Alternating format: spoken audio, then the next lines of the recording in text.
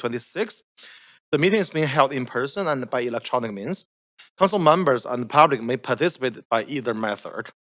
Any council members joining electronically are reminded to enable their video to confirm quorum. The meeting is being held, it's being live streamed on City's website and YouTube. The meeting progress will be updated regularly on X at City Clerk. In case of an emergency requiring evacuation, there are two exits located beyond the glass doors and to the left. If the glass doors are obstructed, please use the 4 additional exits within the council chamber. Do not use the elevator, use the stairs instead. If you require assistance, remain where you are, and the security staff will get you to a safe location. A defibrillator is available at the end of the hallway outside of the council chamber. We acknowledge that we are on the unceded homelands of Musqueam, Squamish, and the Tsleil-Waututh people. We thank them for having care of this land and look forward to working with them in partnership as we continue to build this great city together. I will also recognize the immense contributions of the City of Vancouver's team members who work hard every single day to help make our city an incredible place to live, work, and play. Clerk, may we have the roll call, please? Councillor Joe in the chair. Mayor Sim. Councillor Kirby Young is on a leave of absence from 9:30 a.m. to 1 p.m. Councillor Dominato. Not here. Councillor Bly. Councillor Fry. Councillor Montague is on a leave of absence for personal reasons all day. Councillor Klassen. Present. Councillor Meisner. Present. And you're on a leave of absence for civic business from 1 p.m. to 6:30 p.m. Councillor Orr. Councillor Maloney. This meeting has quorum, Chair Joe. Okay, thanks, Leslie. So we have 2 proclamations to do this morning. The first proclamation is reading today is to recognize the celebration of Nowruz, which begins next week on March 20th. Our thoughts goes out to the many families and friends who make up Vancouver's Iranian community and the diaspora around the world, and the people of Iran as they face an uncertain future. Nowruz promotes the values of peace, solidarity, and reconciliation, diversity, and friendship among people. It's a time of transformation and renewal, and a reminder that every new day is an opportunity for a refresh start. Nowruz means the new day in Farsi, marks the arrival of spring equinox. Originating on the Iranian plateau, it has been celebrated for more than 3,000 years and is now observed by people in more than 15 countries, making the New Year in Iran and Afghanistan. It is also celebrated by people who, of many cultures and faiths, is recognized on the UNESCO list of intangible cultural heritage of humanity. In 2009, the Parliament of Canada passed legislation to officially add Nowruz to the national calendar, followed by the province of BC. And in 2019, the City of Vancouver passed a motion to add Nowruz to the city's list of official celebration and observance. At the exact moment of spring equinox, families gather around the Haftzin table, often accompanied by the Haftarah in anticipation of the new year. Haftzin is an arrangement of 7 symbolic items, while Haftarah is a fruit and nut composed representing growth and rejuvenation. Nowruz is a holiday that brings people together across cultures and backgrounds while celebrating the renewal of nature, something that really resonates strongly in a city as Vancouver. Okay, I will now invite my fellow councillors to the front to read the proclamation by the mayor. Everyone?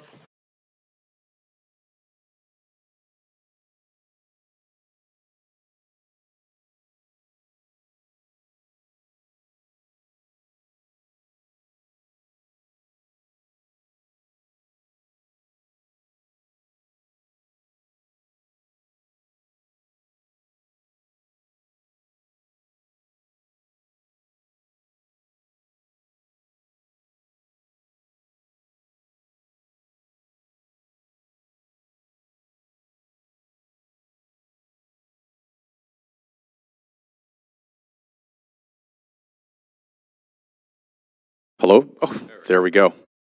Not so much for you, for everyone watching online right now. So I'm not going to add too many more comments beyond what Councillor Joe added so eloquently. But I do want to say, on behalf of City Council, all our elected officials, and everyone that chooses to work at the City of Vancouver, we understand what the Iranian community is going through right now. And our hearts and thoughts are with the Iranian community. There's a lot of family and friends. There's a lot of uncertainty right now, and the Iranian community's had an incredibly deep and powerful sort of connection to Vancouver. Obviously, dating before 1979, but during 1979 and the events that happened in the Mideast. Since then, it's been a big part of our city, and we just want to say we love you, and we're here in solidarity with you. And so with that, we're going to read a proclamation as a team, and I'll start off with Councillor Maloney.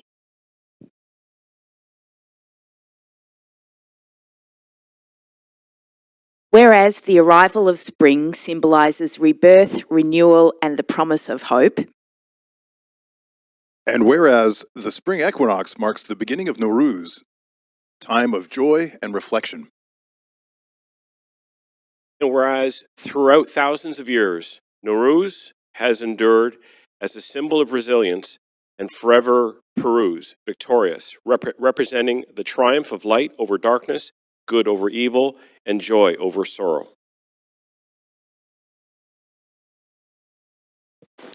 And whereas the Haftin table, complemented with Haftin Mava, embodies the spirit of life, growth, and rejuvenation. And whereas, in times of profound turmoil and injustice, marked by the tragic killing of tens of thousands of people during the recent protests across Iran, and amid the ongoing struggle of the Iranian people for dignity, human rights, and fundamental freedoms, the values of Nowruz, peace, solidarity, renewal, and reconciliation shine as a beacon of hope for humanity.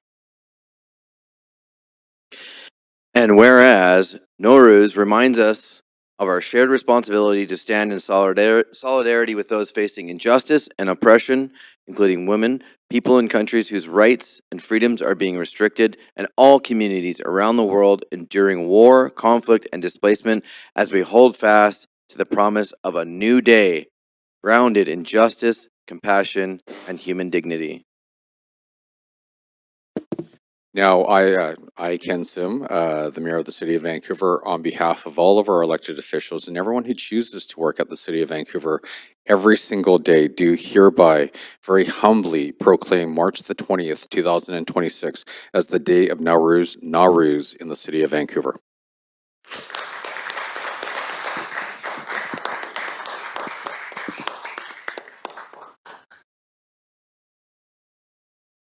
So if we can please welcome Amir Bajakian to say a few words on behalf of the Iranian community.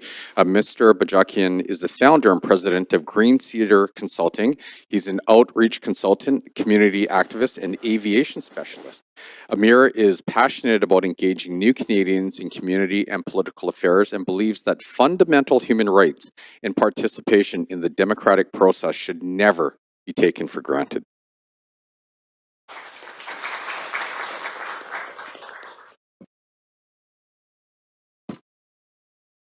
Thank you. Thank you, Mayor Sim. Thank you, councillors. It's been quite a ride. We passed the motion in 2019, and Councillor Fry was there, and that's very last item of business at that night.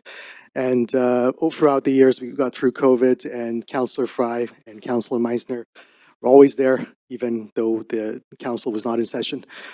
So we were a little conflicted to have the celebration this year because of all the things that were going on. But we ultimately decided to go through with it because this is actually a spirit of Nowruz. Over thousands of years, we never canceled it. There were times that it was banned, but we still never canceled it. And even we talked about Iran, but in Afghanistan, it is banned by Taliban, but it's still celebrated. Because Nowruz is a symbol of resilience. No matter how much injustice and tyranny is going on, spring still arrives and hope is still there. Nowruz builds bridges at a time of war, at a time of injustice, at a time of division, and it brings people together from various cultures and backgrounds. Goes starting from the Fargana Valley all the way to Albania, from Zanzibar all the way to Bukhara, from the ruins of Persepolis all the way to Balkh and Bamiyan. We celebrate it, even though our hearts are heavy. We still stand by, and we remember. And Nowruz is a time to remember those who are not with us at the half-seen table. And unfortunately, there are many, many, many to remember. So if that's, I would like to conclude. I would like to thank the staff at the City of Vancouver, particularly Mariam and Ellen, who put this celebration together, and the beautiful half-seen table. Thank you all. And I would like to invite my dear friend, Mr. Abdurrahim Parwani, to come and say a few words if possible.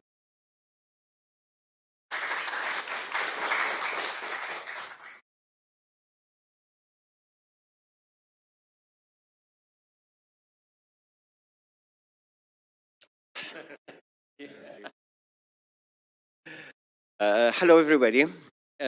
Despite the very hard time that people of Afghanistan and Iran are going through this moment, we celebrate Nowruz, because Nowruz, celebration of a new day, of reborn of the nature.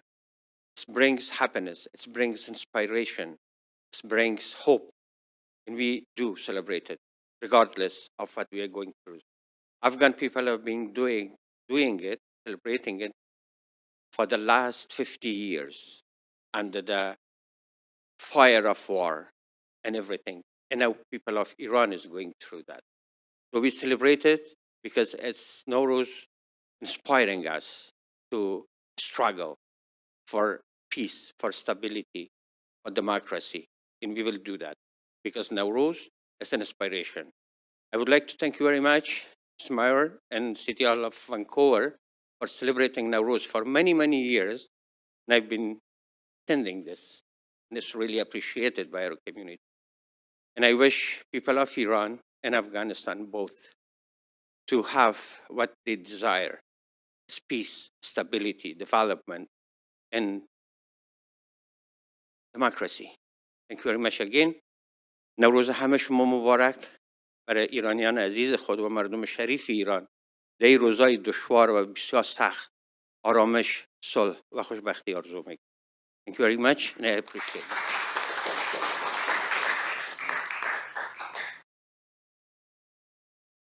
We'll take that away. We'd love to take a picture if you guys want to come up and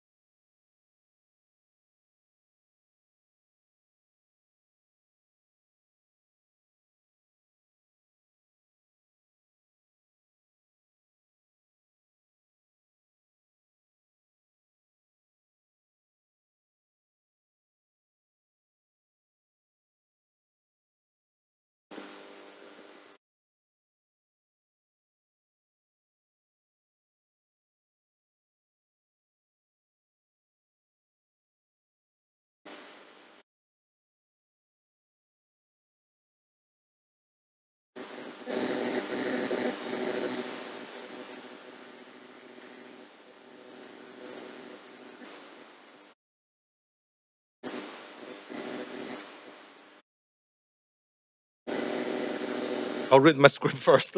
Okay, yeah.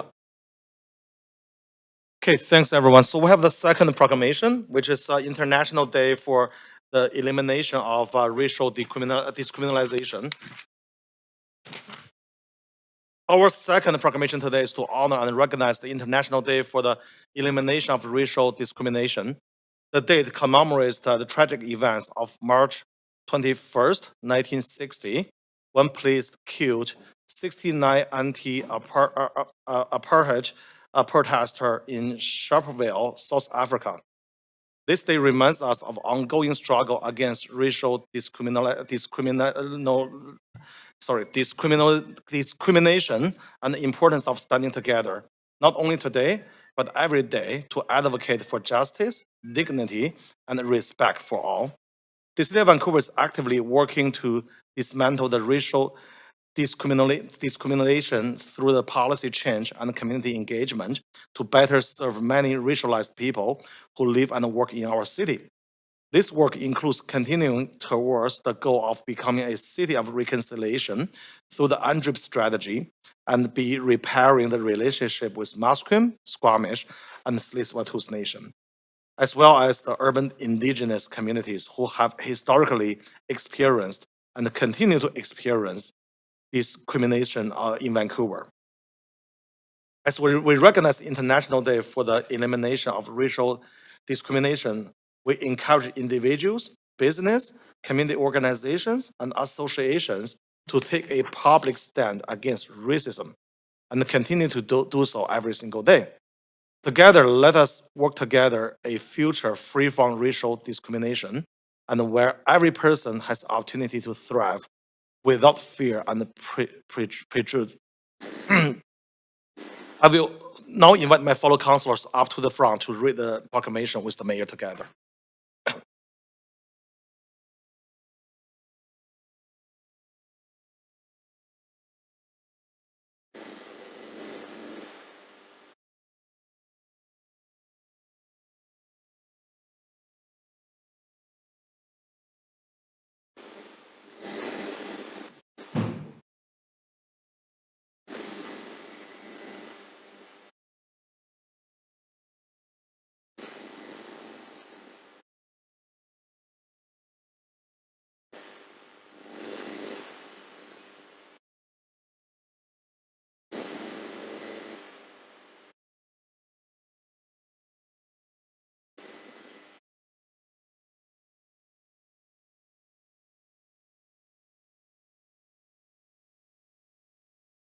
Pete, do you want to?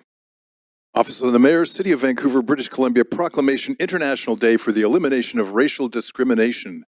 Whereas the General Assembly of the United Nations designated March 21st as the International Day for the Elimination of Racial Discrimination to mark the day when 69 anti-apartheid protesters were killed by police in Sharpeville, South Africa on March 21st, 1960. And whereas the impacts of racism, including anti-Indigenous, anti-Black and anti-Asian racism, continue through current legislative acts and everyday interpersonal encounters.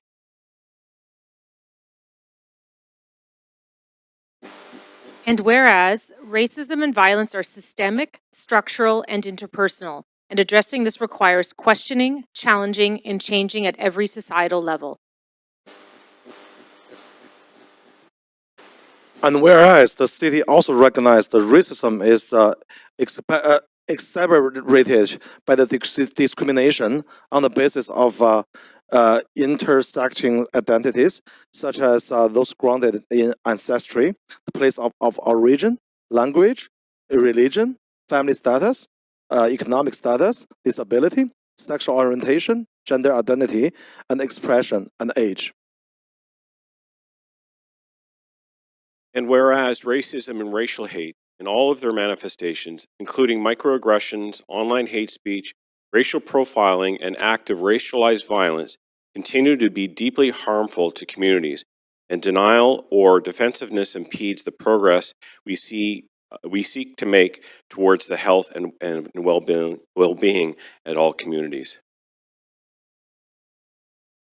And whereas the City of Vancouver acknowledges the harmful impact of racism and is committed to addressing and responding to racism in all its forms by developing and implementing an anti-racism framework and action plan. And whereas the city is working towards its goal of becoming a city of reconciliation, including through the UNDRIP strategy, and repairing relationships with Musqueam, Squamish, and Tsleil-Waututh nations, and urban Indigenous communities who have historically experienced and continue to experience discrimination in the city, and who, because of that discrimination, have not been able to fully participate and benefit.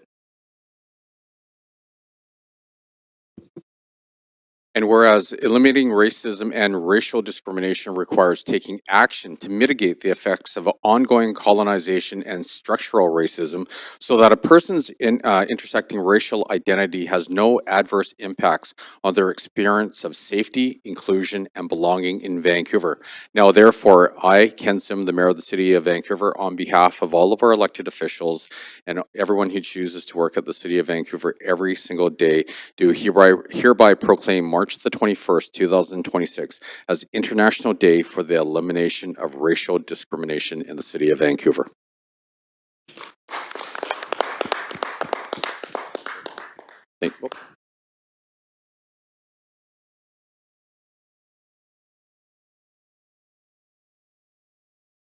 Thank you.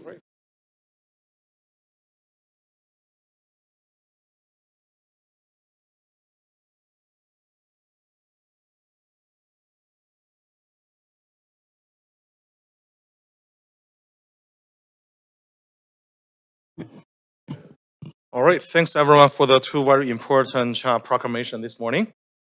Okay, so this is the plan for the day. We have we're gonna break at noon for lunch, return at 3 p.m. to continue deal with the remainder of the agenda.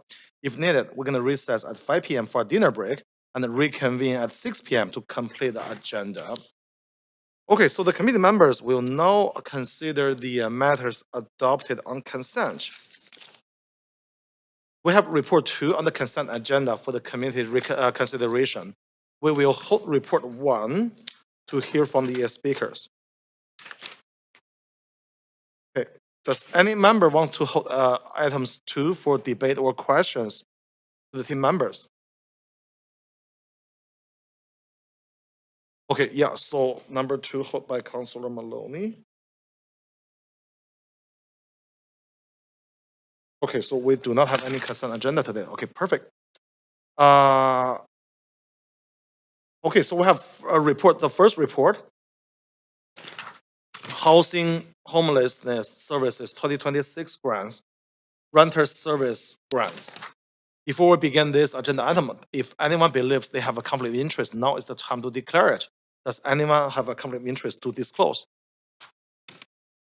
Okay, seeing none, the item does not have a presentation. We have one speaker. I think script is not right. Okay, we will now hear from the speakers for this report. We do the speakers first.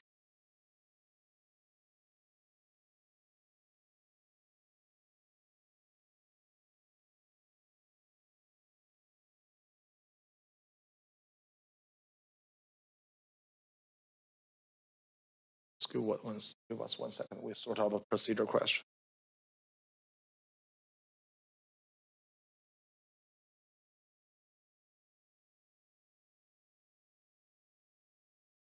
Leslie, I'll just do the question anyway.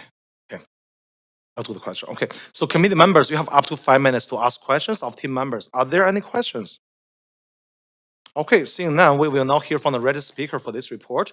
Public speakers should state whether they are in support or in opposition of the recommendations and may only speak once. I will also ask speakers if they are residents of Vancouver if it is not noted on the speakers list. Our first public speaker is Jenny Simpson on the phone. Jenny? Speaker 1 is not on the line. Okay, thank you. So this is the end of our speakers list. Thank you, everyone. So would someone like to move a motion? Moved by Councillor Meissner, second by Councillor Claassen. Committee members, is there any discussion? Okay, seeing none, we're gonna go to the vote. So clerk, please take us to the voting screen, and committee members, please register your vote on the voting panel. Chair, is Councillor Kirby on? Can I get a vote assist in favor, please? Yeah, thanks, Councilor Carbiel.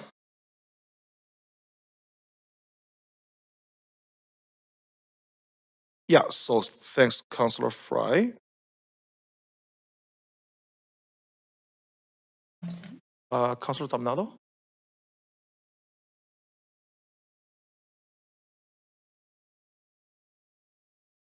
Dominado, yeah. Okay.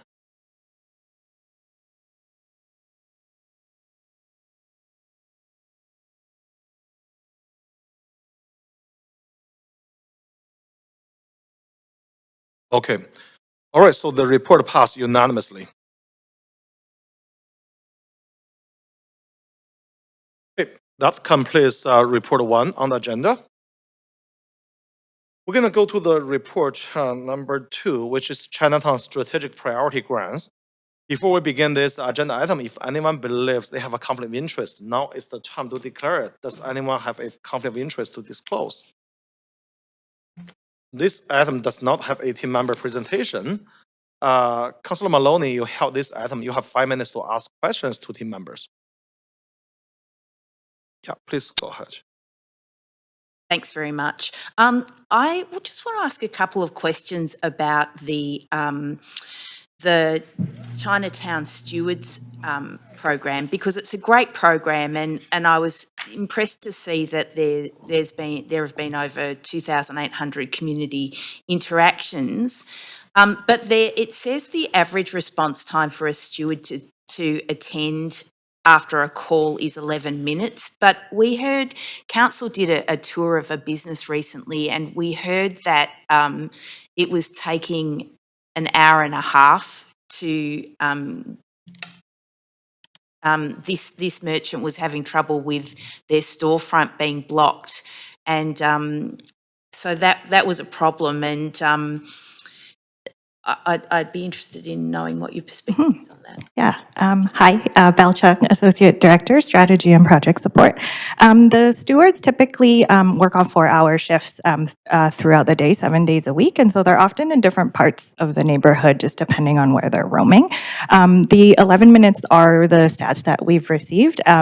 But what we can also do is follow up with Embers as well and flag this. We do meet with each of the partners regularly each month as a part of the working group. And so we can certainly bring this forward as a way of revisiting response times for businesses and whether there's any areas that we can improve on. Yeah, and I mean, so it's about 20 to 25 people, which costs about $177,000, which is incredibly cost effective compared to how expensive it is to have employ police officers.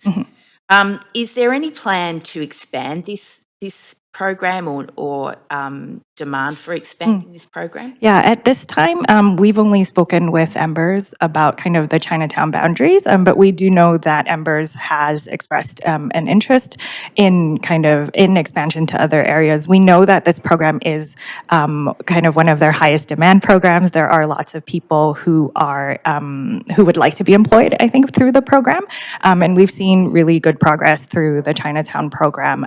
But the Uplifting Chinatown Action Plan is a council-directed initiative, and so right now the focus is primarily restricted to Chinatown.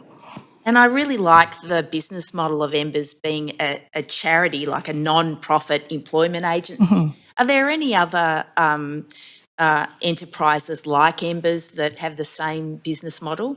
I can certainly come back with a bit more information. Through Uplifting, we do know that the Chinatown BIA also works with Mission Possible on some of their graffiti removal and abatement. So I do think there are some other options, but we can certainly get that information to you.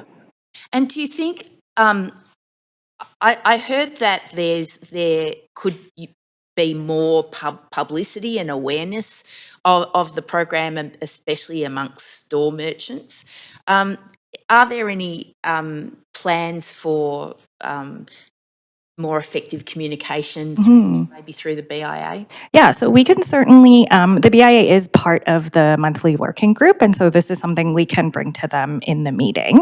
We do know that we have had good uptake from the businesses, and we rely on the BIA to work primarily with all the businesses and property owners in the area, and so we can, again, bring that up at the working group. And we also know that the BIA does have plans this year to continue their outreach through both the Safe Walk program and the expansion of it, and to undertake some more collaboration with different business partners as well to help address and support some of the FIFA demands that we know will come up in the neighborhood. And then they also do some various outreach around graffiti. So yes, in short. Yeah, I mean, I'm sure everyone would be interested in knowing what we can do to, as a council and a city, to support the effectiveness and expansion of this excellent program. Thank you. For sure. Thank you. Okay, thanks, Councillor. Councillor Fry. Yeah, thanks. And this is really more just a general question since we have you here. And the report talks in the context about graffiti abatement and I think community supports. It also mentions placemaking, and I'm just wondering if you could speak to how some of this grant and this work is leveraging the idea of placemaking in Chinatown and what that looks like. Yeah, some of the challenges we have heard from the neighborhood around placemaking do have to do with just the daily public realm impacts in the neighborhood, and the funding through Uplifting Chinatown just helps address and have some more visibility and foot traffic in the neighborhood as well, and allows more activities to take place. The stewards also provide more immediate response for both businesses and also other organizations working in the neighborhood, so that there are quicker response times should there be any issues that might need to be addressed, for example, at a public plaza, so that activities can take place. So this isn't necessarily the granting stream that would address more physical aspects of placemaking, like wayfinding and like placemaking. I mean, beautification, what have you. Yeah, I think some of what this grant is focusing on really is around graffiti removal and abatement, supports for different people in the neighborhood, including seniors, and then generally cleanliness as well, as a means of, I think, enabling placemaking. But kind of some of the other initiatives that you've mentioned around beautification or wayfinding aren't necessarily covered under this program at this time. But it is work that's going on. For sure, yes, through other work that we're doing through the Cultural District, Chinatown Cultural District Framework that Council also approved. So we are continuing other work around infrastructure and public realm improvements, both with the Chinatown Advisory Committee and other stakeholders in the neighborhood who are doing work around infrastructure, like the Chinatown Foundation and the BIA. Amazing. Thank you. Thank you. Okay, thanks, Councillor. Thanks, Bell. No more other question on the queue. Okay, would someone like to move a motion? So moved. Moved by Councillor Fry, seconded by Councillor Maloney. Committee members, is there any discussion? Okay, seeing no one else on the queue, so let's go to the vote. So please register your vote on the voting panel. Chair, can I also have a vote assist in favor for this one, please? Yes, Councillor Kirby. Councillor Orr? Vote in favor, yeah. Councillor Orr, vote assist in favor, please. Okay, Mayor Sim? Councillor Dominato. Okay, perfect. So report number 2 passed unanimously. Thanks, everyone.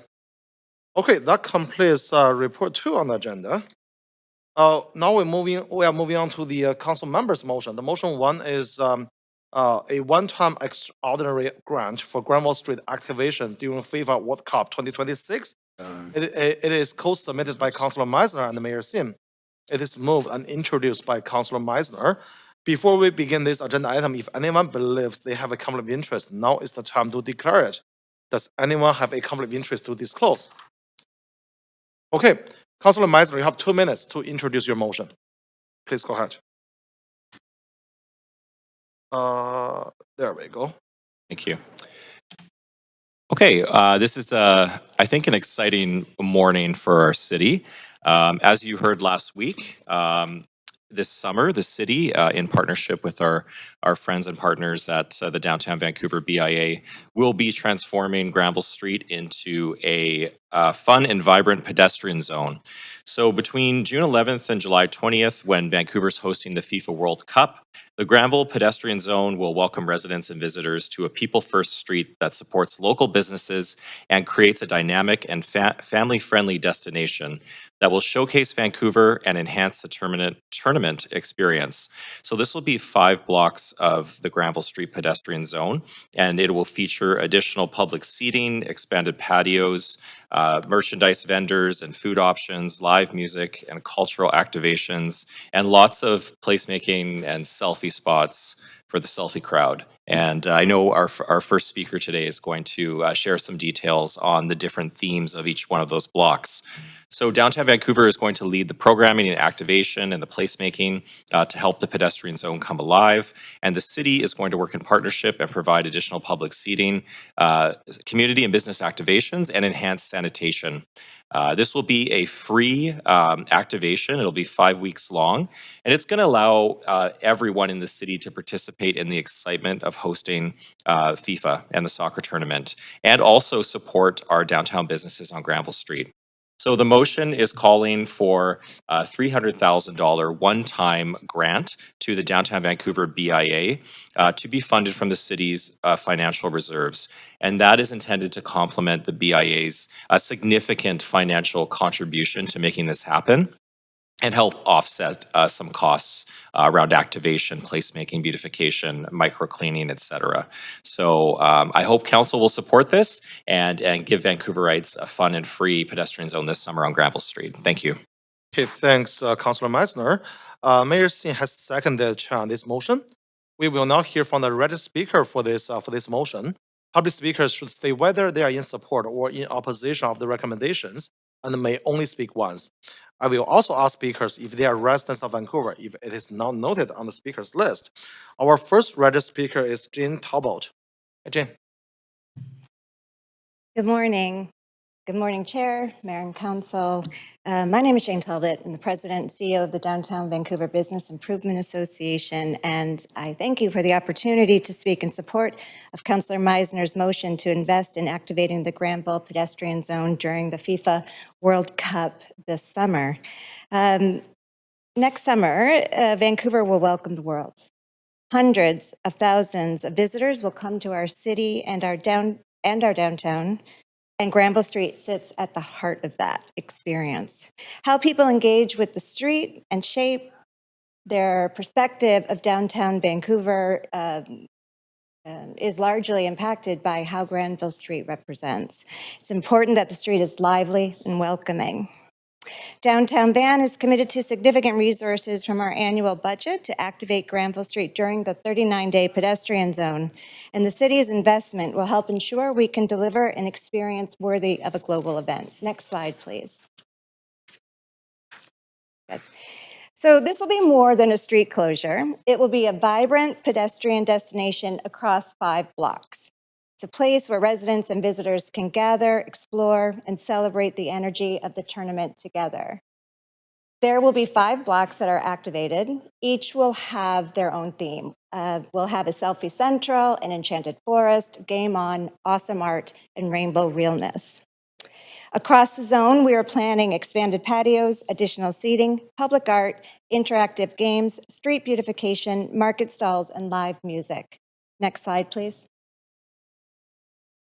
Lighting will also play an important role in transforming the Granville Entertainment District into a welcoming place where people will want to spend time day and night.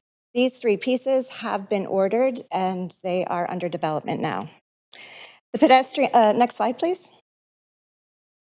The pedestrian zone will offer additional lighting, such as the soccer ball. Next slide, please. This will be part of Enchanted Forest. And next slide, please.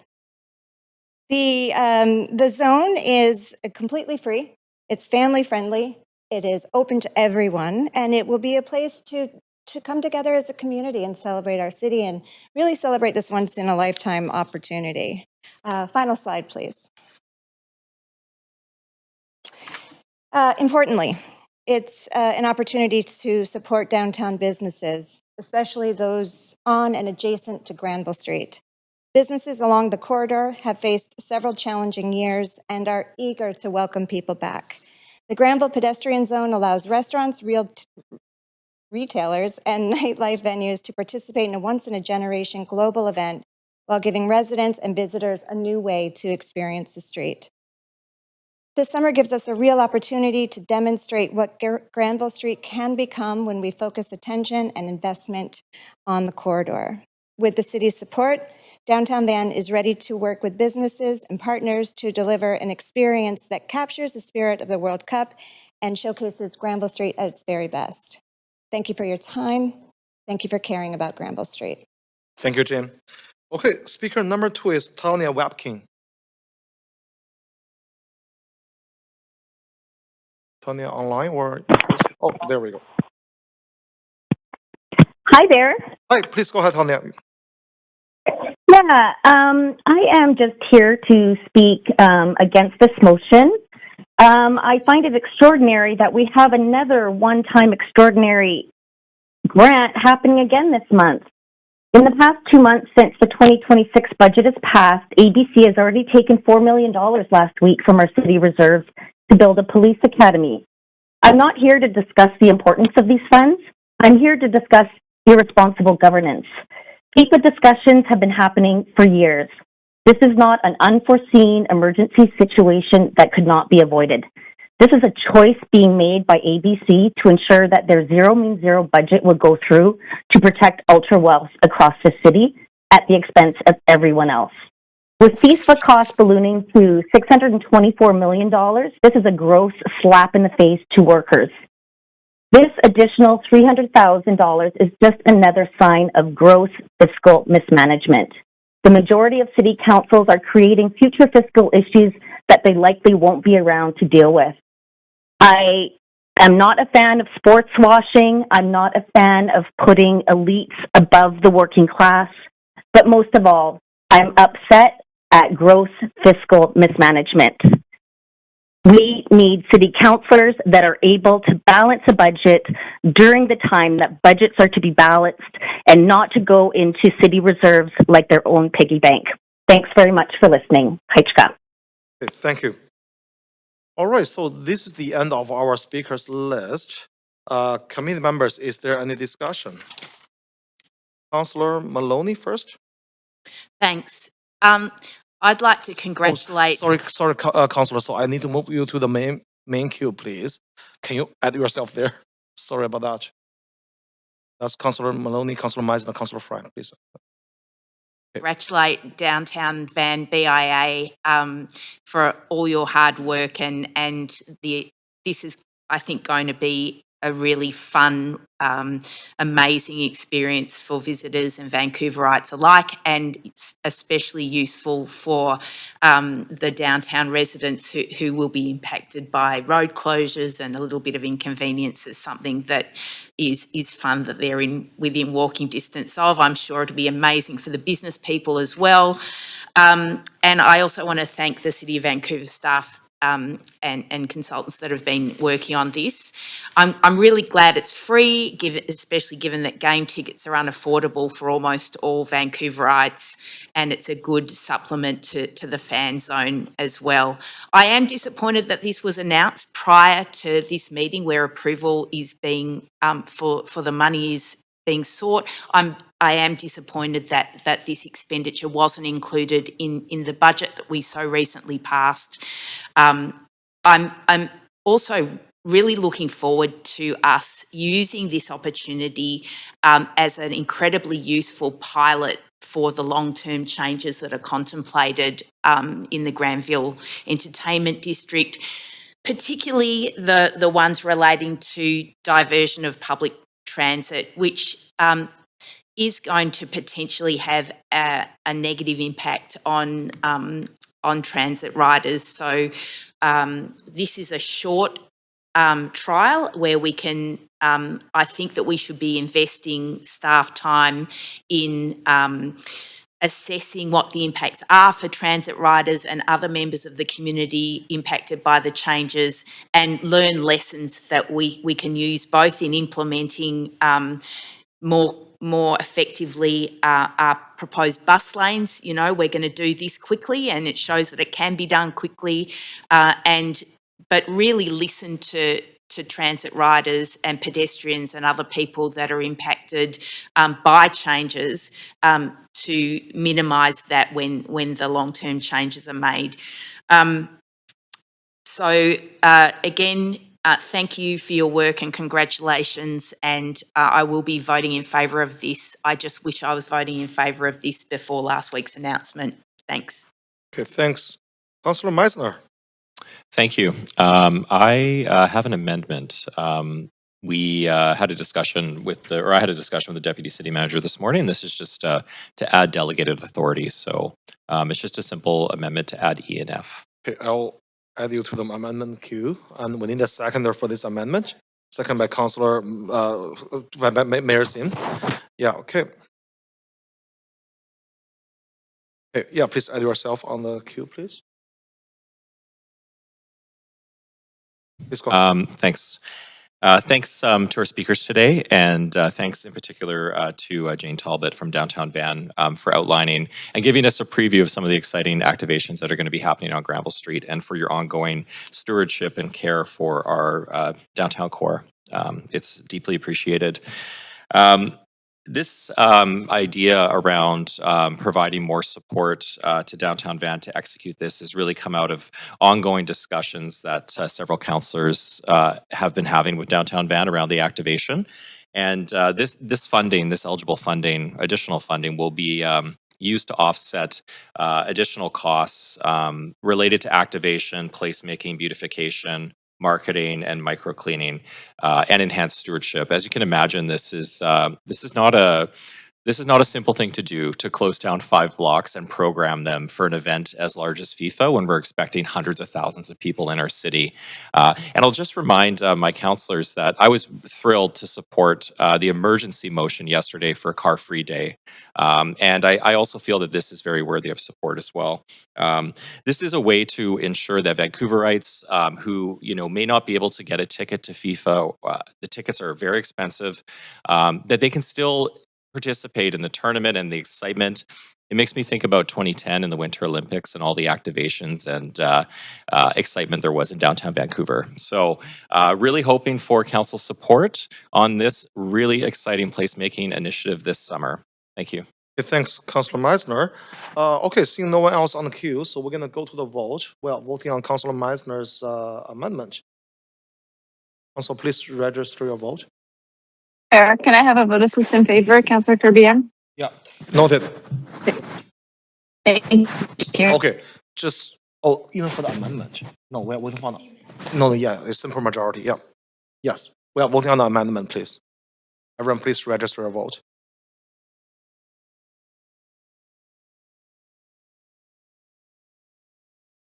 Yeah, Councillor Kirby-Yung for vote assist in favor. Councillor War?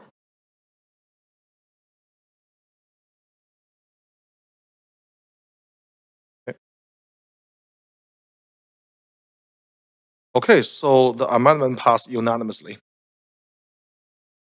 Okay, moving back to the main queue, Councillor Meisner? Nothing further to add, but hope council will support this exciting activation. Okay, thanks. Councillor Bly? Thanks very much. Now, I have a lot to say to this, but I'm in a airport departure lounge, so I'll keep it very brief. I just have a point of information through you, Chair, to the mover of the motion. In exploring this, activation and single source funding request, were there any conversations that you had with Gastown BIA or Hastings Crossing BIA as two examples of sort of adjacent to the stadium, and also looking to particularly Gastown, of course, with their Water Street closure and pilot? So that's my first point of information. Yeah, please go ahead, Councillor Meisner.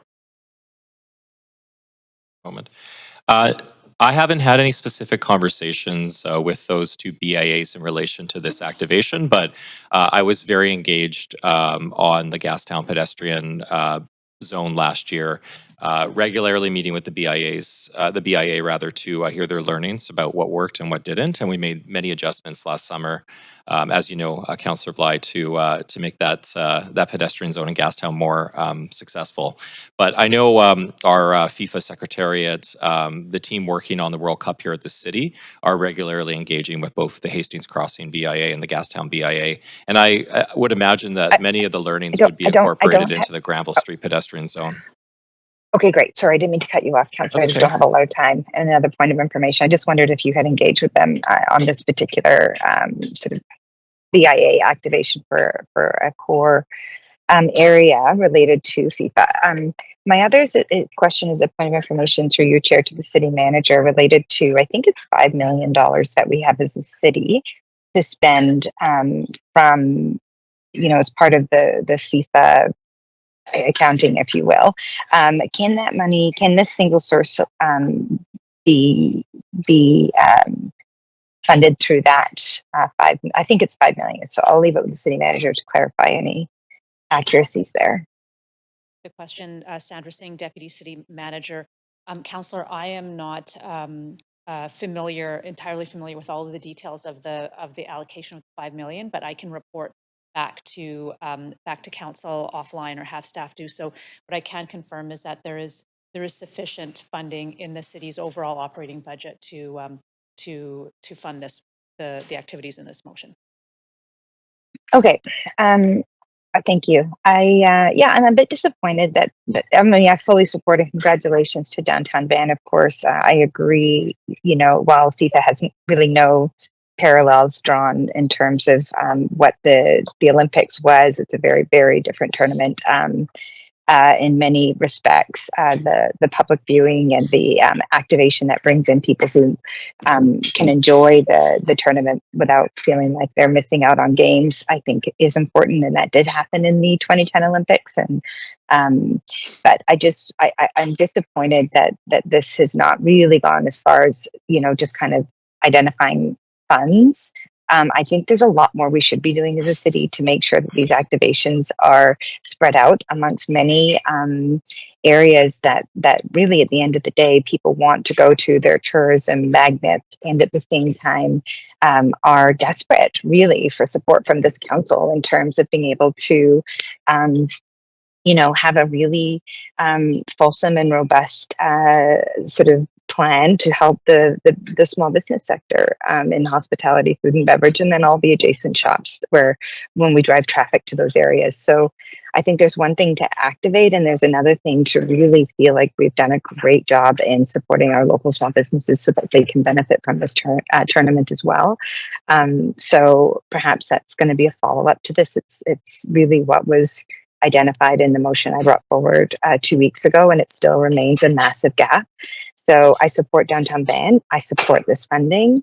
But, what if $200,000 for Hastings Crossing and Gastown could really mean that they could too start to plan and activate for those areas? So those are just my comments. I'm going to support this today, but that's really where my mind goes. So I'll be thinking about that. And I will just say very quickly that it would be very helpful to learn more about whatever funds the city has to support activation, beautification. It's identified. I've heard about it. I know that the city manager, Donnie Van Dyke, has talked about it and mentioned it. So to the deputy city manager, if there's some looking into that and reporting back, that would be very helpful. So I'll leave it there. Thanks. Thanks, Councillor. Okay, Councillor Fry. Yeah, I'll start by just saying I support the intention of this motion. I do take some issue with how this process unfolded. I think that to Councillor Bly's point, I think this could have been a broader exploration that was covered. I mean, we all knew that FIFA was coming. We all knew that there was an interest to do broader activations and fan fests throughout the city of Vancouver, not just in the prescribed areas of the last mile and the fan fest. And I think that to Councillor Maloney's point, to find out about this through press release that we weren't really invited to, didn't speak to the right process. Certainly that we haven't yet approved it. And so last week there was a press release to talk about this activation, yet we're only just voting on it today. So that presupposes a lot, and I think that's not the appropriate process. And I think, more broadly, there are going to be other activation potentials that should have been really, frankly, all should have been figured out in advance. But I do recognize that the situation demands an ad hoc response, and we definitely have this opportunity before us, and I do support this. I think to the speaker, Tanya Webking's points as well, there is a degree of sort of financial mismanagement from how this council has approached the zero means zero budget, and then turned around and keeps coming up with new fundings for new ad hoc considerations that sort of belies, I think, the spirit of which the zero means zero was introduced, and the austerity that's been forced upon many other departments across our city and other stakeholders in our city.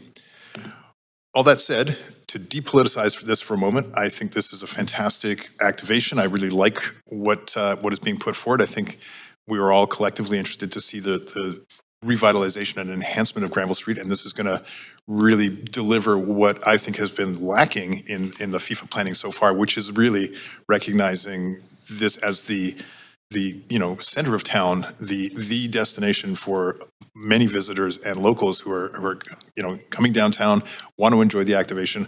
I'm super looking forward to grabbing a selfie under a mushroom in the Enchanted Forest. I can tell you that much. But I do don't love the process that got us here, but I support the work, and I look forward to this activation on Granville Street. Thank you. Thanks, Councillor. Councillor Dominado. Thank you, Chair. Happy to comment on the motion before us. And before I get into the meat of the motion, I thought I would echo the comments of my colleague, Councillor Meisner, who said at the outset that he was pleased to support the urgent motion yesterday to support car-free days. And since it's been leveled a few times that this is an extraordinary process of looking at funding an event for FIFA activation on Granville Street. I would note that I also learned about the car-free day urgent motion on social media. So if we're going to be leveling criticisms across the room about how people are learning about things, that's how I learned about that one. But speaking to the motion, I'm incredibly pleased to see this come forward.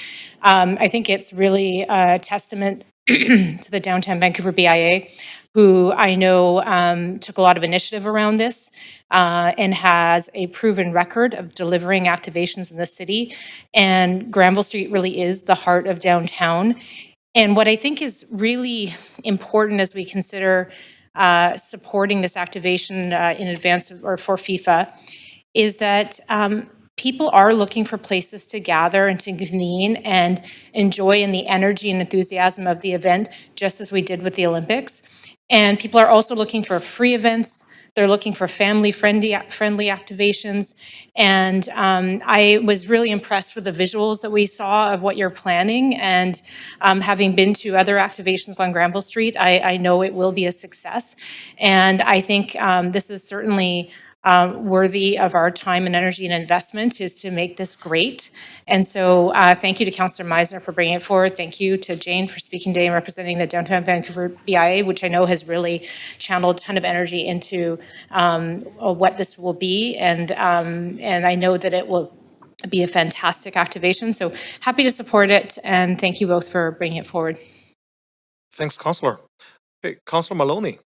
Thanks. I have a point of information for the mover of the motion through the chair, please. Yep. I'm just while we're on the topic, I'm super interested to know whether it's planned that the Gastown pedestrian area is going to operate the same amount or more this summer during FIFA and across the whole summer. Is that a question for me? Yes. Okay, I'm not sure. I don't know Right. why. I don't know why Okay. you presume I would have that information, but I would encourage Well, you to connect with staff That's all right. and It work was through the meant to be a details. friendly question, but don't worry about it. I'll send an email to staff. Also, since it was raised, the majority on council have moved member motions for $6,300,000 worth of unplanned expenditure from reserves, and Councillor Orr and I, in response, moved a member motion for $30,000. So $6,300,000 versus $30,000. In response, I think, given that the majority on council was responsible for a purported zero means zero budget, it's a quite different kettle of fish. And also, I was very grateful and pleased to have a unanimous response yesterday, vote for saving car-free days. Thanks very much. Hey, thanks, Councillor. Councillor Meisner. Yeah, just to respond to Councillor Maloney's comments. I'm a huge supporter of Gastown. I lived in Gastown for 5 years, and I also want to see another really successful pedestrian zone in Gastown, and I'm really looking forward to the longer-term public spaces plan that's going to really revitalize Gastown. So I'm ready to have that conversation, and am very supportive of Gastown. On the need to be nimble, as mentioned, Car-Free Day was an emergency motion yesterday. Happy to support that, just as I am very happy to provide this extra support to Downtown Van to activate Granville Street and offer that family-friendly, free option for people during FIFA. And I just wanted to address a comment around the press conference that we had with Downtown Van, I believe it was last week. That was a city-hosted press conference. All councillors were invited to that press conference. An email was sent out several days before to RSVP to any councillor from any political party if they were interested in participating. And my recollection is actually that Councillor Fry and Councillor Maloney were there. I saw them actually in the audience. And they were invited to come up to the front and celebrate this exciting pedestrian zone with all the council, but they declined that offer. So I just wanted to state that for the record. Thanks, Councillor. Councillor Clausen. Thanks very much. Thanks for this motion, and thank you for the speakers, and thanks to Downtown Van, who do an incredible job of stewarding amazing events. The Granville Block Party over the last couple of years has been one of the highlights of the summer, and I think that what we're expecting to happen during FIFA with the fun, free events that are going to be happening, this is something that I've been asking our staff about since early in this term, and I'm really pleased to see that we're going to be delivering that kind of downtown experience. I reminisce a lot about what happened during the 2010 games. I got very involved in it, and I remember watching the golden goal that was scored with Team Canada winning the gold in 2010, and asking my stepdad to drive me to the Candleline station. I was probably downtown within about 20, 30 minutes, right at the corner of Granville and Georgia. And the place was exploding in absolute glee over Canada's goal. People were dressed in red and white. The crowd, everybody was just crowded into that intersection waving Canadian flags. And I feel like that kind of incredible positive energy that we as a city showed the world is exactly the kind of experience that we're going to be seeing happen during FIFA. So I do believe that the bigger opportunity here is for us to really showcase ourselves as an incredible city, an incredible destination, the very best of all the city hosts that will be running games in 2026 for the World Cup. And I know that the Granville experience is going to be a really big part of that. So I'm extraordinarily excited for what's coming in a matter of just a few months. And so happy to support this. And I think it'll be in very, very capable hands with Downtown Vancouver Association leading the charge for what will be one of the most memorable celebrations the city has ever had in its history. So very, very pleased to be supporting this. Thank you. Thanks, Councillor Clausen. Councillor Maloney. Yeah, I want to acknowledge that I was invited to the event last week. However, because there was so little information made available to I guess, councillors who are not, I was scrounging for information about what the announcement was about on the morning and the day before. And I declined because of the lack of information of what the event was about to stand with the majority on council up at the podium, particularly given the regrettable distractions that did draw attention away from the incredible work of the Downtown BIA and distracted the media available on the day. I'm very glad that I wasn't standing up there given the And that's your direction time, of the Councillor media. Maloney. Sorry, I'm out of time, but I think Yeah. I've made my point. Okay, thanks. All right, so I'm going to call the vote. Clerk, please take us to the voting screen, and council, please register your vote. And we need 8 votes for this one, 2/3 because of this grant. Chair, can I have a vote assist in favor, please? It's Councillor Kirby Young. Yeah, noted. Thanks, Councillor Kirby. Yeah, great. Thank you.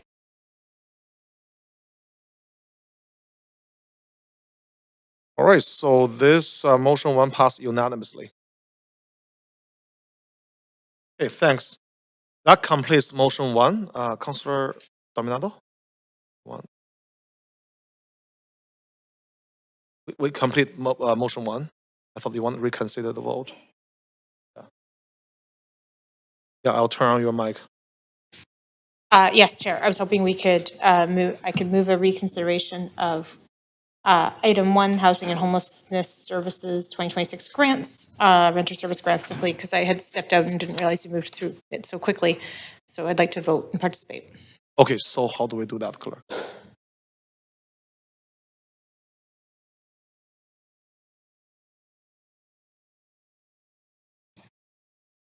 We have to.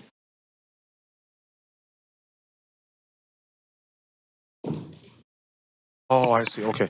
Okay, so clerk just told us procedurally has to be some other councillor who vote majority for that report to propose reconsider Okay, the vote. thank you. I'd respectfully ask one of my colleagues to Yeah. put that forward. I wonder, It's okay, Councillor Claassen? Yeah, you want to propose make more motion to reconsider the vote for Thank you. report number 1? Okay, we need a seconder. Councillor Claassen? Okay, second by Mayor Sim. Okay, all those in favor say yeah. May I have an explanation as to what is going on? Sorry, I missed. Please go ahead, Councillor Dominado. Yes, thank you. May I just interrupt on a point of personal privilege? I'm very sorry. I have a situation here with a laptop that's about to die. Just please don't do the vote again if we are going to do it until I'm able to reconnect if I'm not online. Thank you. Okay.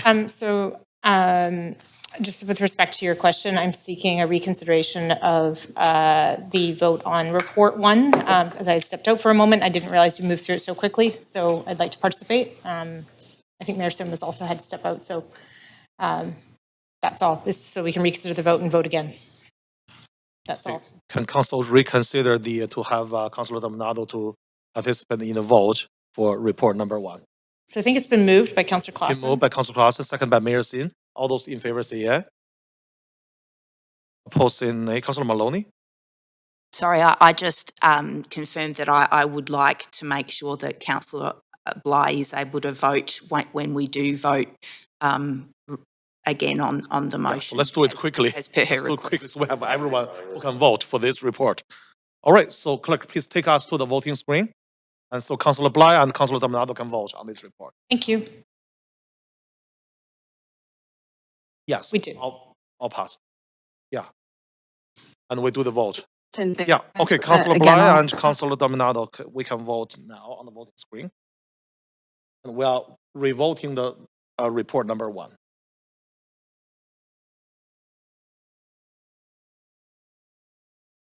Councillor Kirby-Young?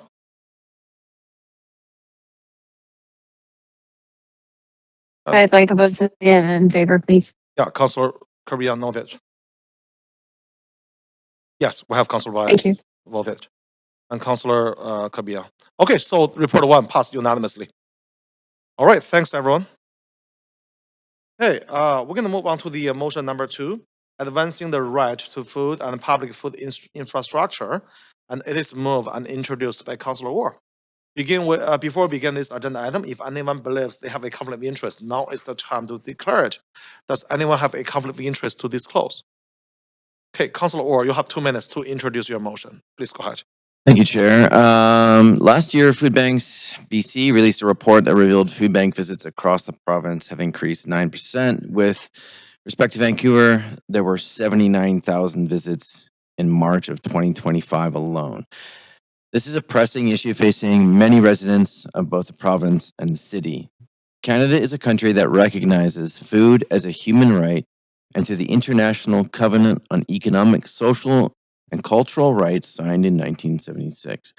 This agreement outlines that we must fulfill the obligation of fulfilling and protecting food rights. When taking these into account, it's understandable that action must be taken to affirm and fulfill this right.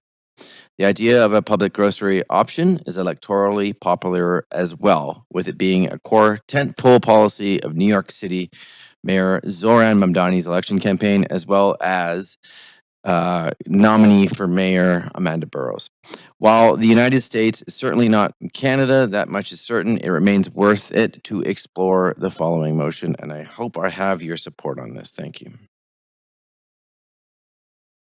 Okay, thanks, Councilor. All right, do we have a seconder for this motion? Second by Councilor Maloney. We will now hear from the registered speaker for this motion.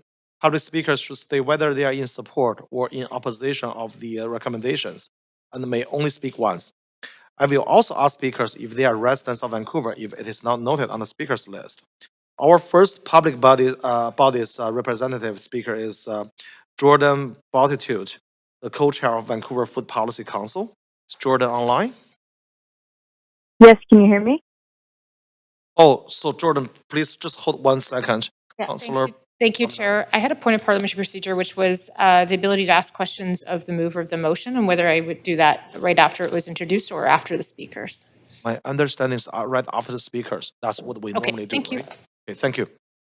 Thanks, Councilor. Okay, Jordan, please go ahead. Perfect. Can you hear me? Yes, we can. Please go ahead. All right. Good morning, Mayor and Council. Thanks for the opportunity to speak today. My name is Jordan Bultitude. I'm speaking as the co-chair of the Vancouver Food Policy Council, and we strongly support Councillor Orr's motion. Under international law, Canada has already legally affirmed the right to food through multiple commitments over half a century ago, including through Article 11 of the 1966 International Covenant on Economic, Social, and Cultural Rights, which explicitly recognizes the right to adequate food and freedom from hunger. These commitments provide a clear, practical framework for governments at all levels to advance equitable food access within their jurisdiction. More than a decade after Council adopted the Vancouver Food Strategy, inequities in food access are more pressing than ever.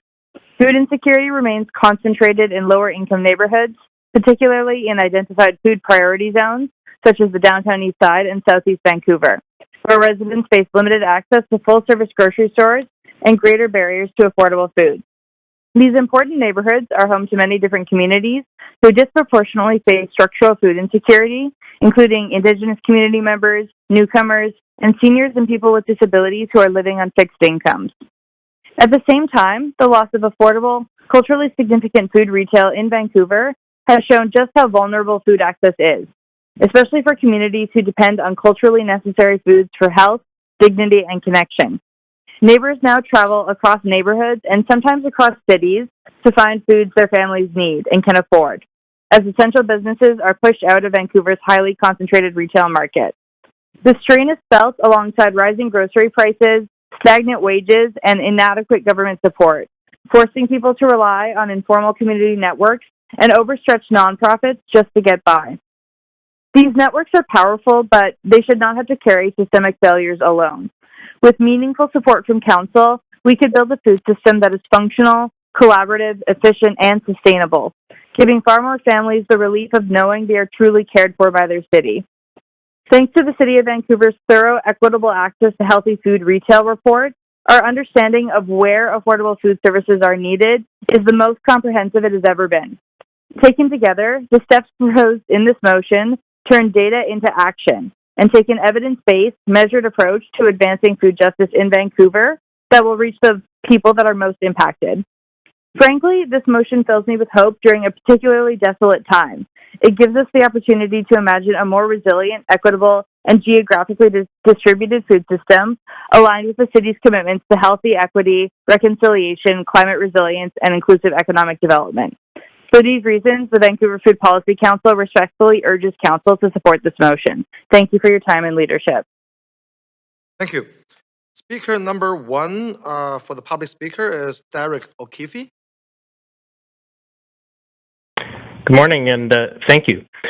I'm speaking in support of this motion. The UN Declaration of Human Rights, which was drafted by Canadian John Peters Humphrey, was explicit in naming the right to food. Article 25 states, everyone has the right to a standard of living adequate for the health and well-being of themselves and their family, including food, clothing, housing, and medical care and necessary social services. In a city like ours, an extremely wealthy city, but where the rent for a one-bedroom is $2,500 a month, tens of thousands of households have to choose each month between buying healthy groceries and being able to pay the rent. So this motion makes three very basic common sense proposals, all within available city powers. First up, it asks the city to make a list of city-owned land and commercial spaces in food priority zones. So as mentioned by the previous speaker, there's already a report on equitable access to food retail. Page 18 of that report maps in red the food and retail priority zones. And these are areas where income is lower and affordable grocery stores within walking distance are lacking. So the red zones on the map actually cover much of East and South Vancouver. This is very alarming. I encourage all councillors to look closely at that. The second thing the motion asks is to look at piloting at least one publicly owned or community-operated grocery store using city land. It's just one pilot project. Very modest ask. Zoran Mamdani, some of you may have heard of, has the highest approval ratings in North America, famously got elected promising one community grocery store for each of New York City's 5 boroughs. So I'd love to see that point expanded to cover all, a number of key neighborhoods in Vancouver with this pilot project. And finally, the motion calls on the city to use all available means to stabilize and protect culturally significant and affordable food retail. Again, this is pure common sense. And last year, I'll just remind councillors, when there was some confusion about city food grants that went towards school meal programs, a number of councillors stated that this was merely a mix-up or misunderstanding with other levels of government, and they made clear they were committed to universal school meal programs for kids in Vancouver. This motion is really just expanding on that principle. I think we can all agree that there is nothing close to equal opportunity in a city or a society when some kids are going to school on an empty stomach. So I think it's really important for Vancouver to enshrine the right to food in all of its policies, in particular around land use, which is your primary function and power at the municipal level. So please, councillors, let's make this one unanimous. Thank you. Thank you, Derek. Speaker number 2 is Chloe Leslie. Yes, I'm here. Can you hear me? Yes, we can. Please go ahead. Thank you. Good morning, councillors. My name is Chloe Leslie. I'm a Vancouver resident, and I support this motion. I believe that food is not a luxury, and it's not a charity. Instead, it's a human right. Yet across Vancouver, access to healthy, affordable, and culturally appropriate food depends far too much on your postal code. In neighborhoods like the downtown east side and, as Jordan mentioned, parts of southeast Vancouver, residents face some of the highest rates of food insecurity in the city while having the fewest full-service grocery stores.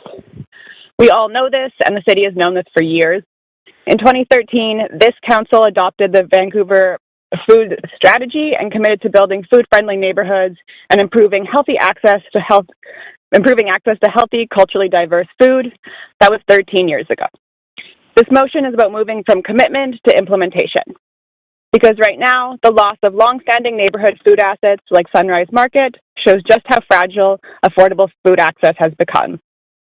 I know that we can't solve the entire food system at the municipal level, but I believe we do have tools.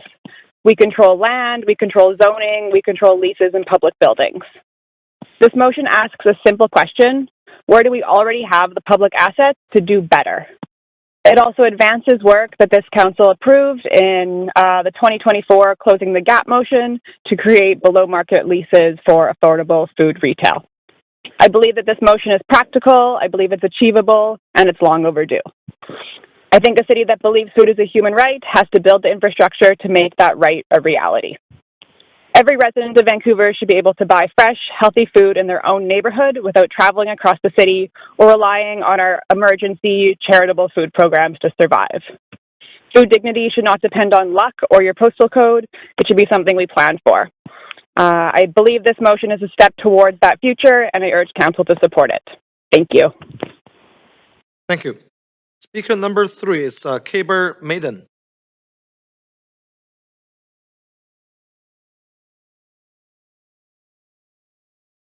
Speaker number 3. East Van. Okay, yeah, we got just got speaker number 3. Please go ahead. Okay, good morning. Thank you, Chair. Can you hear me? Yeah. Hello. Okay. Yeah, thank you. My name is Kabir, and I'm a resident of Vancouver, just around East Van. I'm also the manager of research and organizing for the Carnegie Housing Project, which is a research and advocacy project of the Carnegie Community Centers Association's elected board in the downtown east side. I'm calling in to speak in favor of Councillor Orr's motion. As some of you might know, the Sunrise Market on the corner of Gore and Powell has been up for sale for a few months, and it is indeed the only affordable source of fresh food in the neighborhood. We did a little survey at work, which is ongoing, across 15 corner stores, plus the No Frills near Hastings and Clark.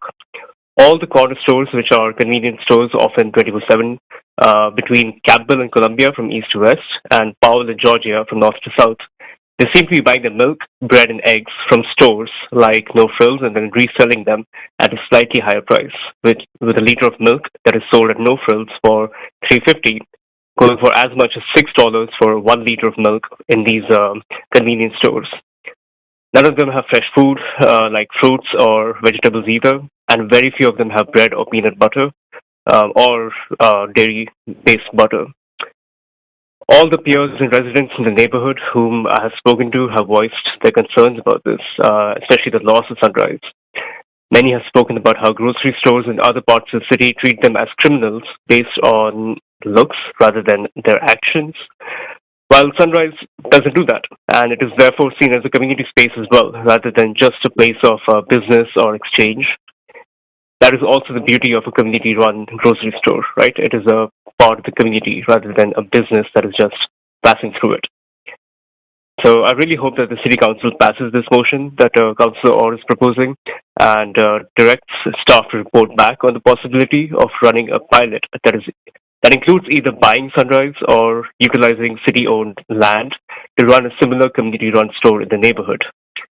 So I really believe that we need food, not cops, in the neighborhood. Thank you. Thank you. Speaker number 4 has withdrawn. Speaker number 5 is Sarah McLeod. Sarah?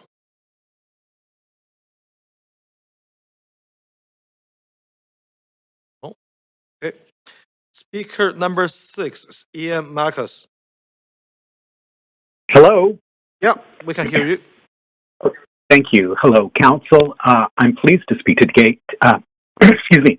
I'm pleased to speak today in support of this motion. My name is Ian Marcuse, and I am the umbrella coordinator for the Vancouver Neighborhood Food Networks and member of the Vancouver Food Justice Coalition. Close to 1 in 4 BC residents report food insecurity, according to Stats Can. Shocking in a country as wealthy as ours. This is not a food distribution or a failure of the individual problem, but rather a result of multifaceted, deeper structural and systemic inequalities. We have seen a 27% cost of food increase since 2020, according to Canada's Food Price Report. Most large food retailers continue to see significant increases to their net revenues and profits, a structural affordability issue embedded in the nature of food retail. For most of us, our food bills are through the roof. The cost of living is simply outpacing our incomes. We have written that it is time for a publicly owned food store where prices are not set by the market, but by an affordability measure, where social value is placed on health and well-being, not profit, where food is decommodified or treated as a regulated utility.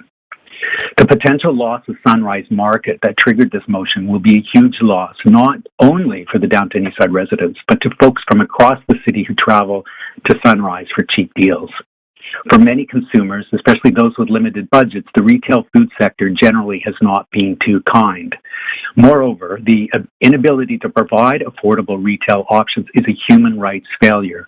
As this right to food motion is named, all levels of government have a responsibility to create the enabling conditions that allow people to feed themselves and their families with choice and dignity. The recent equitable access to retail study conducted by the city food policy team reveals significant gaps in healthy food access in parts of our city. Not great for the single parent who must drag her kids around on multiple buses to find affordable and nutritious food. As the study offers, nonprofit food retail to fill the gap in the market is one policy option, perhaps whose time has come. We may not need to look any further than existing examples such as Washington Market or some of the low-cost community markets that our food networks operate in public spaces, all which could be scaled up at a modest cost. This rights-based motion is deserving of consideration. It builds on previous commitments to strengthen our food system. It supports existing social policy, including the food strategy and the healthy city strategy, and at this stage simply explores the idea of a pilot. I can assure you that as someone who has worked in food systems for 19 years, were such an initiative to get off the ground, that it would put Vancouver on the map as a food leader. Thank you very much. Thank you. Speaker number 7 is Neda Amdi. In person?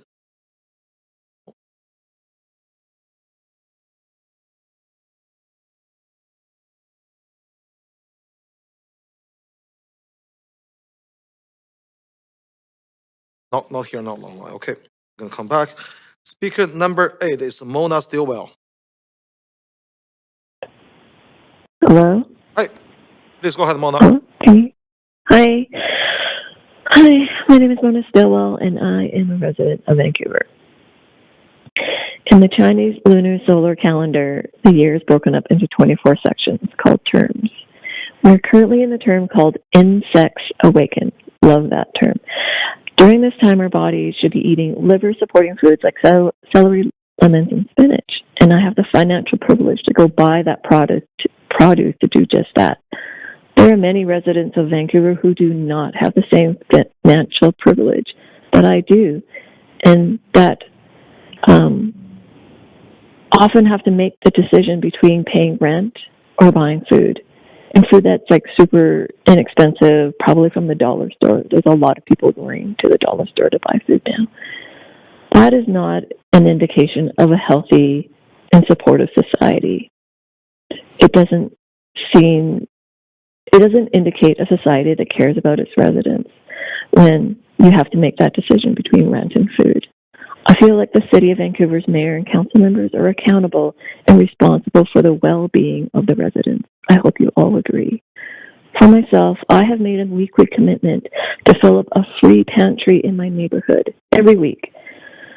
I fill it up. It's a small pantry, thankfully, so it's not too bad, but I am counting on the mayor and council to recognize the responsibility of your position to help those of us who need it the most by unanimously supporting this motion. Thank you for hearing me. Thank you. Okay, speaker number 9 is Jenny Simpson.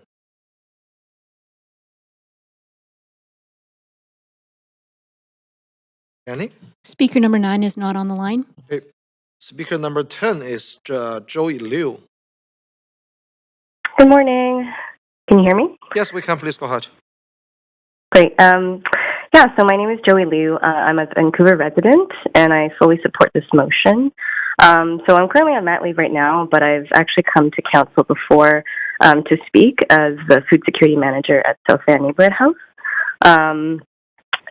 Many of you have heard me speak a number of times on how hard it is for South Van residents to access culturally appropriate, affordable food in the area. And I know I've talked a lot about how hard it is to find permanent space to run a food support program like the South Van Food Hub. In my 4.5 years helping to manage the Food Hub, we've been searching for space the entire time we've been operating the program. We've gone to look at spaces that were used as banquet halls, restaurants, even a dollar store, but none of it worked out. And last year, we were actually pretty close to signing a commercial lease for a warehouse in the industrial area of South Van. But in the end, we decided not to go with it because the rent was going to be double what we pay at the Langara YMCA, which is where the food hub is renting out of. And it just didn't make any financial sense because, we could see program costs rising and, grant funding decreasing in our sector. But without any other alternatives, and now, as I think you know, the Langara YMCA is being so close to redevelopment, there's a lot of uncertainty for the food hub going into the next fiscal year and as well for, the area in general. And this motion talks about food priority zones, and, I really want to emphasize that South Vancouver is definitely one of those zones. The area needs so many more options for food access, both in terms of retail and community programs. And I think this motion would really benefit all the residents who are struggling to put food on the table and have to travel far to access good food. I think this motion is going to help stabilize the work that food nonprofits like South Van Neighborhood House are already doing, and it's going to encourage more options beyond that type of emergency programming. I believe that this motion can really use some of the levers that the city has to build better, more sustainable food systems. And lastly, I think this motion builds on the Closing the Gap food systems motion from July 2024 that Council voted in favor of, especially Councillor Kirby-Young's amendment that directed staff to evaluate opportunities in city-owned or operated buildings for food nonprofits to support sustainable food systems. And I'm hoping that since Council voted unanimously in favor of that motion, really hoping today that Council can also move this motion forward so we can really get some of this crucial work done together. So thanks so much for your time, and I hope you all take care. Okay, thanks. Speaker number 11 is Pamela Ramirez Vargas. Hi, can you hear me? Yes, we can. Please go ahead. Okay, thank you. Good morning, Mayor and Council. My name is Pamela Ramirez Vargas. I am the current food security manager at South Vancouver Neighborhood House, and I am a Vancouver resident. I am speaking today in support of this motion. Every day in my work at the Food Hub, I see the reality behind the statistics. Our neighbors are struggling to access food that is not only affordable, but also dignified and culturally appropriate. Food insecurity in Vancouver is not simply about food. It is about the ability of people to participate fully in their communities. We see firsthand how food access intersects with mental health and well-being. When people are constantly worrying about their next meal, it affects their stress level, their relationships, their ability to focus on work, school, and feel connected to their community. But we also see the opposite. When people have reliable access to food in welcoming community spaces, creates connection, dignity, and a sense of belonging. This is why public food infrastructure is so important. Just as we invest in public libraries and community centers, we must begin to think about food assets as essential community infrastructure. Spaces where people can access affordable and culturally appropriate food, but also gather, learn, and participate in shaping their local food system. In Southeast Vancouver, residents face long distance to affordable grocery stores, rising food prices, and limited culturally appropriate options. Community nonprofit organizations like ours are doing everything they can to respond, but this alone cannot solve a systemic issue. What we need are structural solutions that make food access a shared public responsibility. This motion is an important step in that direction.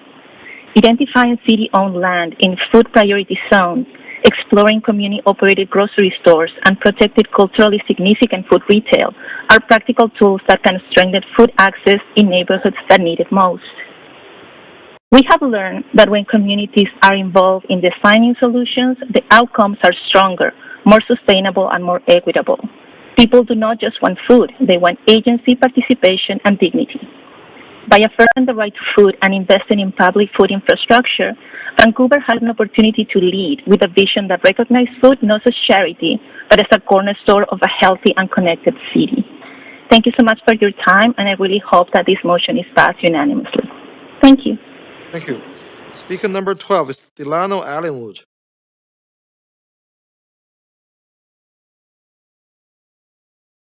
Hi, can you hear me? Yes, we can. Please go ahead. Awesome.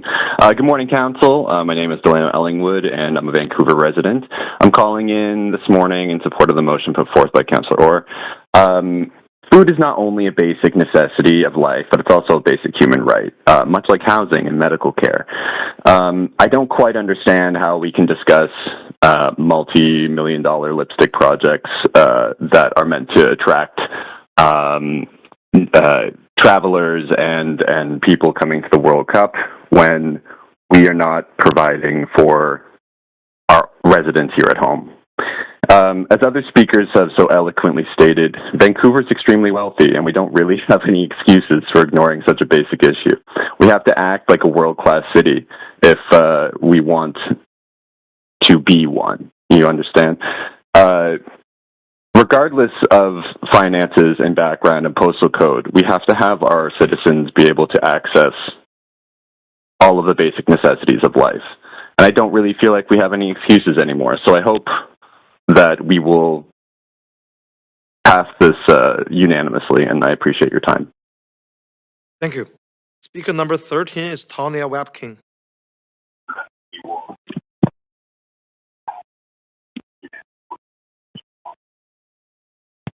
Tonya? Number 13, Tonya Webkin. Hi there. Hi, please go ahead. Yeah, I am here to support Councillor Orr's motion. This is an incredibly important issue for our city. Food insecurity in Vancouver is at a crisis level, driven by inflation and severe cost of living gap. Food bank use has gone up 79% since 2019, and we don't need charity. We need system changes. 1 in 4 people are food insecure, and children make up 1/3 of food bank visitors. We have hungry children in Vancouver that need urgent action. But we also have folks on fixed incomes, seniors, and students who are also struggling. Food banks were created to be an emergency response in the mid-'80s. They were never intended to be a permanent solution. They were meant to be a last resort, not a needed weekly event. Depending on food banks is not equitable, and it is not sustainable. Like some have mentioned, the pending sale of the Sunrise did highlight this as a long-standing issue, particularly in the downtown area, in the downtown east side, and for Chinatown. We have lost so many cultural food assets at an alarming rate, particularly in the Chinatown area. If you look at the Chinatown Food Security Report, they've lost 55% of greengrocers between 2009 and 2016. This loss of integrated food systems has changed the landscape of how people shop in that area. We also have a large concentration of people who are seniors, people that are disabled, never mind the overwhelming impact that the downtown Eastside core is over 30% Indigenous. The Equitable Access to Food Retail Report identified several food priority zones. The downtown Eastside is one, but Vancouver's southeast and east neighborhoods are also incredibly at risk. These areas don't have equitable access to healthy food or cultural food sources, which are also part of that equitable access. This also affects social determinants of health. And in that report on page 18, as some have mentioned, this report shows where low-income areas overlap with poor access to food retail. The Vancouver Food Strategy and the Food Charter both assert that residents have the right to equitable, dignified, and a rights-based food system as a basic human right. And the downtown Eastside has been a long-time culturally diverse neighborhood for generations. The Food Charter states that the city is committed to a just and sustainable food system.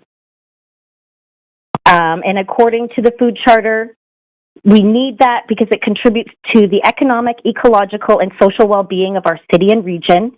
It encourages personal, business, and government food practices that foster local production and protect our natural and human resources. Tonya, that's your time. It recognizes access to safe, sufficient, culturally Tonya, appropriate, that's and your time. nutritious. That's your time. Sorry. Oh. Please pass this motion and bring food justice to the city of Vancouver. Thank you. Speaker number 40 is Alicia Williams.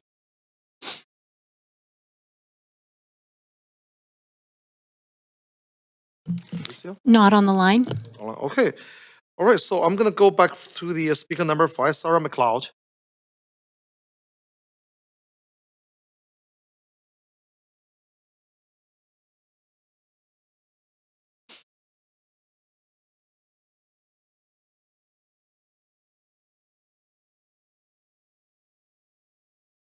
Sarah?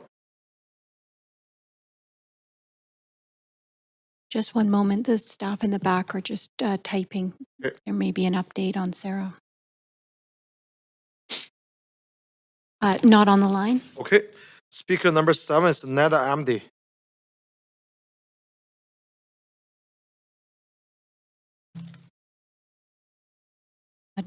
No, not Okay. on the line. Speaker number 9 is Janice Simpson. Not on the line. Speaker number 14 is Alicia Williams. Not on the line. All right, thank you. So this is the end of our speakers list. Thank you everyone for speaking to the Standing Committee on City Finance and Services. Committee members, is there any discussion? Okay, Councilor Damnado. Yeah, thanks, Chair. I had started earlier. I was wanting to have a question, so it's a point of information through you to the mover of the motion. Just around clarity around the motion, is it from the direction that's proposed, is it seeking that the city explore options for a city-owned, operated, or publicly funded grocery? Is that part of the intent of the motion, is to explore that? Could you, just if the mover could speak to that, please? Yeah, so I'll turn. Yeah, absolutely. That's part of it. Policy options to pilot at least one public owned or community operated grocery store on city land. That's definitely part of the report back that to look at the feasibility of that for sure. Okay. Okay. Thank you. That's all I have for questions. Okay, thanks. Okay. Councilor Fry? Yeah, just generally speak in support of this. I appreciate that it is directing for a report back, and I think these are some pretty important issues. And I am very curious with the possibility and feasibility of leveraging city-owned land for this kind of space. I would love to see this expanded actually for broader food security. We've talked in the past about the opportunities for replacing the food distribution hubs along Malkin Avenue with the coming of the hospital and the fact that a lot of the land assessment value there has skyrocketed. I remain worried that we might lose some of this incredibly valuable infrastructure, and have long thought that there'd be an opportunity for us to consider how we could do what many cities do, which is to have our own food distribution hub that services not only as a lease space for food distributors and produce distributors, but as a functioning public market as well. And this is done in cities around the world. A bit of a tangent from the intention of this motion, but I think it's part of a broader conversation that leverages city assets for food security. And in the immediate, I would love to see this perhaps leveraged as the conversation around the Chinatown Plaza evolves. And maybe we might see something happen there where we can enhance food security in an area that could well use it. So happy to support this motion and excited to see what comes back from staff reporting. And I'm going to avoid amending it into something about food distribution hubs as much as I would love to. I think it's not germane to this immediate motion. Thank you. Okay, thanks, Councilor Fry. Councilor Dominado. Thank you, Chair. I have a question through you, point of information through you to the city manager. Yeah. Sorry, that's Sandra. City manager, I'm just wondering if you could just comment on the feedback that was given on this report in that, or this motion, in that it states that a report is coming back on existing food systems. It's planned to come in the next 3 months, and I'm asking because I've also was reviewing the Vancouver food strategy and a number of other sort of points of reference in terms of the Vancouver plan, and noting that for the most part, most of what's in this motion is already underway in the city. And I'm just curious if you could comment on that. I'm not going to call it out of order but it effectively is already being done based on, and Councillor Boyle had a motion previously around food cultural assets. Some of these pieces are embedded in the Vancouver plan, the Vancouver food strategy, including piloting, and we already leverage city land for nonprofits. So just can you comment on that? Because I was a little surprised to see this come forward. Thank you, Councillor Sandra Singh, Deputy City Manager. Yeah, in the staff feedback, we did identify that a significant amount of this work is already underway as part of the Vancouver food strategy, as well as contemplation in the Vancouver plan. What I can say is that the item that we're not actively looking at is the notion that the city would run a grocery store. So that is new to the food strategy work, but the balance of it is already in. Okay. I guess my last question then to you, appreciate that, is that I toured a number of years ago, maybe other councillors did, is Quest's site down on the downtown east side, and there's a number of other, I know there's been concern and angst over sometimes, not by myself, but members of the community about the Greater Vancouver Food Bank, but there's a range of not-for-profits and other organizations contributing to food security, and so I'm curious what your thoughts are on what gap the city would fill by opening its own grocery. Like what would the difference be, like compared to all the other agencies that are already operating in this space? Or is there a difference? I really don't know. I don't think. Yeah, thank you for the question, Councillor. I'm not in a position to comment on that right now. What I can say is that through the city's existing suite of services, we do provide low-cost food access through our inner city community centers, Gathering Place, Evelyn Saller Center, and Carnegie Center. We do offer some social services funding through the ACCS grants to nonprofits that also offer these types of services. We have typically viewed food provision and the need for these services as the impact of deep and persistent poverty, which is a senior government responsibility. So, but that's the way we've approached it historically. Okay, no, I appreciate that. Okay, I think just with my limited time, I'll just state that I appreciate the spirit in which the motion is brought forward by Councillor Orr. I think that what I've heard and confirmed from my review of work is that this council has affirmed its commitment to food security and infrastructure. That work is underway. We're going to get a report back in, looks like, less than 3 months' time. And on that basis, I won't be supporting the motion.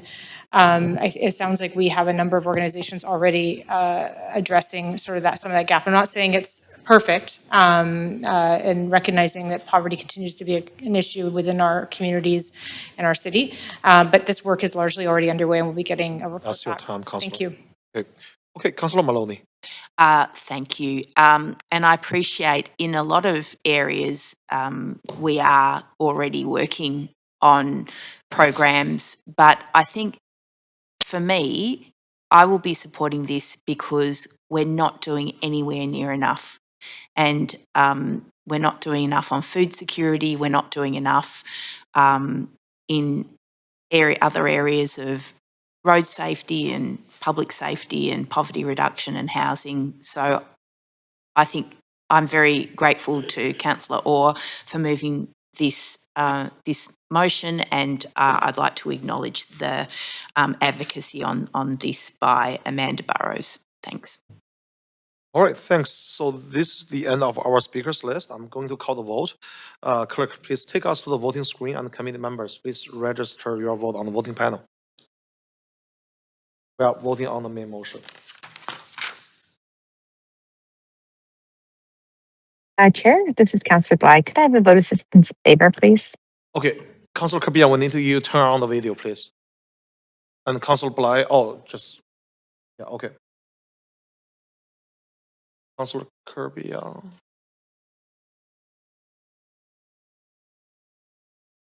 Oh, Councillor Kirby, we need you turn on the video, please. If you would like to vote. Yeah, Chair, I can't turn my video on at the moment, so I won't be able to vote. Okay. All right. Thanks. All right. So the motion did not pass with Councillor Joe Dominato, Klassen, Meister, and Mayor Sim in opposition. Okay. Thanks, everyone. That completes motion 2 on the agenda. Motion 3, cheap, easy, everywhere, unlocking the full potential of shared mobility to reduce traffic congestion across Metro Vancouver, was co-submitted by Councillor Maloney and Councillor Ward, and it is to be moved and introduced by Councillor Maloney. Before we begin this agenda item, if anyone believes they have a conflict of interest, now is the time to declare it. Does anyone have a conflict of interest to disclose? Seeing none, Councillor Maloney, you have 2 minutes to introduce your motion. Thank you. This motion seeks to help progress the transformation of Vancouver's relatively modest public bike share system into a bona fide pillar of public transportation. So many public policy goals are progressed by making bike sharing a truly convenient and cost competitive public transit option for residents of and visitors to the city and Lower Mainland region. A large and growing body of evidence concludes that shared active transportation services, including bike share systems, contribute to cleaner air, improved public health outcomes, quieter neighbourhoods, and reduced traffic congestion. In 2016, the City of Vancouver provided an initial investment to help launch Mobi by Rogers, but our city's bike share system has since fallen behind Toronto and Montreal in both network size and affordability. For example, Montreal offers nearly twice as many shared bikes per resident. Gaps in station coverage and lack of connectivity with other Metro Vancouver shared mobility systems are really putting the brakes on bike sharing. A more robust system would bring residents benefits too significant to ignore. That's why I hope that Council will support this motion to establish a clear growth and funding strategy to unlock its full potential. This motion was drafted in consultation with a number of important stakeholders in the sector, including Hub Cycling, Vancouver Bike Sharing, and the British Columbia Cycling Coalition, and Better Environmentally Sound Transportation, or BEST. We need to bring Vancouver's system up to speed and meet the city's transportation mode share objectives. Thank you. Thank you. All right, Councillor Orr has seconded this motion. We will now hear from the registered speaker for this motion. Public speakers should state whether they are in support or in opposition of the recommendations and may only speak once. I will also ask speakers if they are residents of Vancouver if it is not noted on the speakers list. Our first public speaker is speaker number 1, James Maiden. Hi, my name is James Madden. I'm a Vancouver resident and I support this motion. I've lived in Montreal and I've seen firsthand what a well-run regional bike share system can do for a city. Bixby, Montreal's bike share system, handles more than 13 million trips a year, taking cars off the road, reducing emissions and congestion, while helping to revitalize struggling commercial streets like Saint-Denis. More than a quarter of Montrealers use Bixby, and it's become a point of pride and an iconic symbol of the city. During major events, Bixby is a critical piece of transit infrastructure and helps to reduce the crunch that the metro experiences. And in my own experience, it's super affordable and convenient to hop on and off and makes getting around the city a breeze without relying on a car. With how big of a success it's been in Montreal, you'd think bike share would be an even bigger hit in Vancouver, with a climate that's ideal for year-round biking. Instead, Mobi hasn't taken off in the same way. It's had fewer trips in its entire existence than Bixby gets in a year. That's because Mobi doesn't enable nearly as many trips. It's limited to a pretty small area around the downtown peninsula and Broadway area. It's also twice as expensive as Bixby, which really limits how willing people are to ride. It's my hope that through this motion, we can advocate for a convenient and affordable regional system that can deliver on the city's priorities for mobility, sustainability, and affordability. Mobi, or a different regional system, could be transformational for Vancouver if made accessible, affordable, and region-wide. The benefits are endless: better connectivity, less congestion, lower emissions, supporting businesses, reducing wear and tear on our roads, and beyond. I encourage you all to support this motion as well. Thank you for your time. Thank you. Speaker number 2 is Mia Kohalt. Hi there. Oh, Lenny, you got my last name right. Thank you so much. Hello, Mayor and Councilors.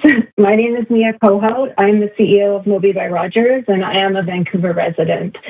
I'm speaking today in support of this motion, both as the CEO of Moby, but also as an advocate for recognizing shared micromobility as public transportation, with the goal of building a region-wide publicly supported system. Bike share helps address many of the challenges facing our city today: traffic congestion, air pollution, and affordability. And the truth is, bike share in Vancouver and across Metro Vancouver could be so much better. We don't have to look far to see what's possible. In Montreal, the gold standard of bike share systems, Bixby Montreal operates a fleet of about 12,000 bikes and generates over 13 million rides per year across 13 municipalities in the region. In Toronto, their system has more than 10,000 bikes and recorded over 8 million trips in 2025. Stations are available in every ward, making bike share accessible to residents across the city. Meanwhile, in Vancouver, we have 2,600 bikes and 1.3 million rides per year, and multiple operators across the region, creating a fragmented system that can be expensive and underutilized. The difference comes down to two things: affordability and public investment. Cities like Montreal and Toronto treat bike share as a public service and fund it accordingly. In Metro Vancouver, we already subsidize transit and the road network for private vehicles. Supporting micromobility would cost a fraction and deliver significant public benefits. With 21 municipalities in our region, coordination matters. That's why TransLink is the natural partner to help lead a regional system, just as transit agencies do in cities like London, Taipei, and LA. We don't need to reinvent the wheel. We simply need to build on models that already work. So my hope is that TransLink, senior levels of government, and municipalities across the region come together to invest in an affordable, connected bike share system. Supporting this motion is an important step in that direction, and it would be wonderful to see Vancouver lead the way. We have the opportunity to build the next great Canadian bike share success story right here in Metro Vancouver. Thank you. Thank you. All right, speaker number 3 is Wahed Hosseini. Good morning. My name is Wahid Hosseini, and I am an associate professor at Simon Fraser University. I'm not a Vancouver resident, but I support this motion. I'm pleased to offer my expert opinion to support the motion, and I have provided a written statement. Here is the summary of it. Over the past 3 years, my research group at SFU, including 3 graduate students, have conducted detailed studies of Vancouver public bike sharing system. We have examined its environmental impact, usage pattern, and integration with broader urban mobility system. The findings of this work are now reflected in graduate theses and multiple peer-reviewed publications. Our research shows that Vancouver's bike share system has a strong potential for expansion beyond its current service area, both geographically and in terms of service level. Even with its current limited footprint, the system is already making a meaningful contribution to emissions reduction and reduced traffic congestion. Our analysis indicates that under Vancouver's current utilization level, about 18 bicycles can reduce the CO2 emissions by an amount equivalent to removing 1 internal combustion engine from the road. In a highly utilized system such as Montreal, that ratio improves significantly to roughly 5 bikes per displaced vehicle. This shows that higher ridership and greater system density can substantially increase environmental benefits. Our work also highlights the important opportunity to improve the system's life cycle sustainability. A significant share of emission associated with bike sharing comes not from bicycles, but from truck-based bicycle rebalancing operation, which currently largely relies on vehicles. Policies that encourage user-based self-rebalancing, along with lower cost and more widely available bicycles, can help reduce both operational costs and life cycle emissions. Importantly, things like ride-link that have integrated fare system can be done through software modification and enhance inter-agency coordination. It also reduces emission reduction comparable to much more capital-intensive infrastructure investment. Our estimate places its carbon abatement cost at approximately $48 per ton of CO2 reduction, which is far below the federal benchmark of $266 per ton. Thank you very much for your time and consideration. Thank you. Speaker number 4 is Jesse Brado. Hello, thank you for this opportunity to speak. My name is Jesse Bridle. I'm a resident of Vancouver and Mount Pleasant, and I am speaking in support of this motion. I have to say I'm a little intimidated by the eloquent speakers who came before me, and they've said everything that I wanted to say in better terms than I could. I have no particular professional or expert opinion to share here. I'm a user of the bike share system in Vancouver. My primary mode of transportation is micromobility bikes and e-scooters and that sort of thing. And I couldn't be more excited to see this motion come up and hope for its passing.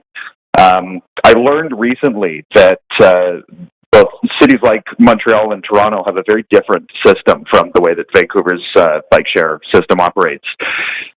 Vancouver has a good biking infrastructure. We have good transit and we have good connectivity between the various municipalities, but this is not a good city. It is a great city, and I think that we deserve to have a great set of infrastructure for moving around it.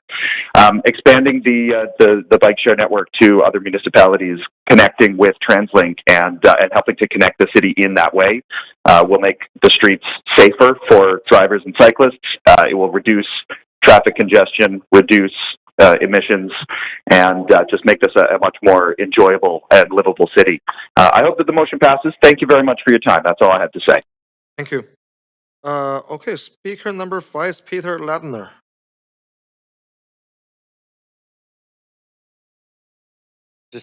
Okay. Good morning, councillors, Mr. Chair. I was going to say fellow councillors. I'm a resident.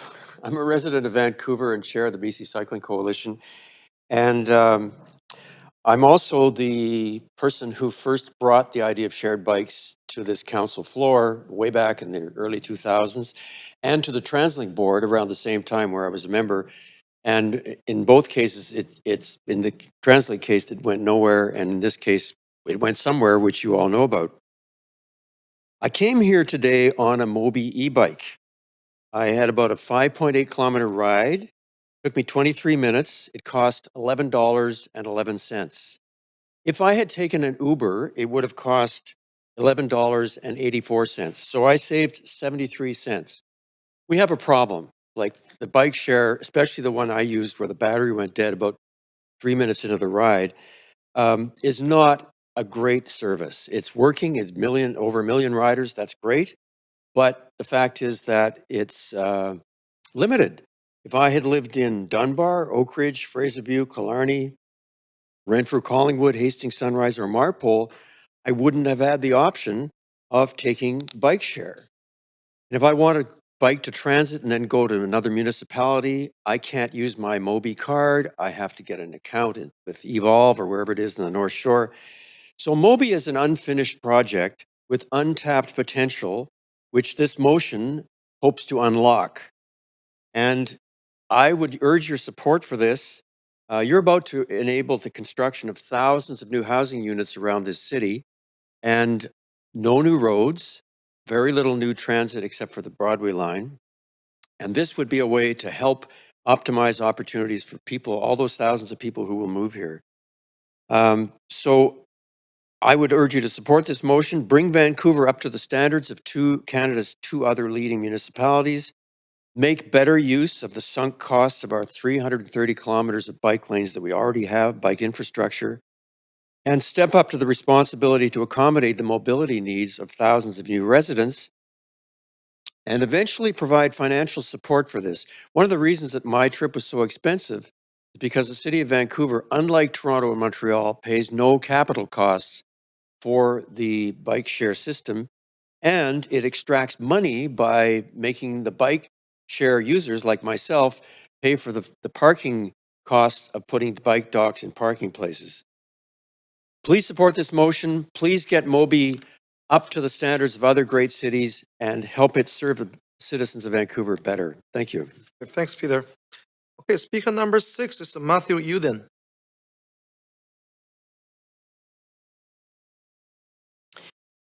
Speaker number 6 is not on the line. Okay, speaker number 7 is Adam Hawk. No, not on the line. Speaker number 8 has withdrawn. Speaker number 9 also withdrawn. Speaker number 10, Nathan Davidovich. Nathan? Thank you, Council. My name is Nathan Davidovich, and I'm speaking in support of Motion 3 by Councilor Lucy Maloney and Sean Hall. Back on July 10th, 2024, I spoke to City Council about the need for shared regional system of bikes and scooters. But City Council voted up to 20-year contract for scooters. And now Vancouver is the only city in BC and Canada that has two separate contracts, one for bikes and one for scooters. Look at the waste of street space and having so many stations for the two companies.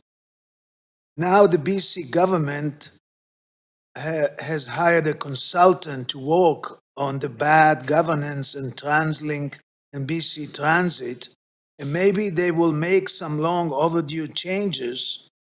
Maybe many of the sustainable transportation promises since 2017 have not been implemented by this government. I would also note, in case nobody has watched that good video that Yutali put on this bike share system and how it should be done. And he has some real good comments. So thank you very much for your support. Thanks, Nathan. Speaker number 11 is Tanya Wapkin. She's on the line. Okay. Hi, Tanya.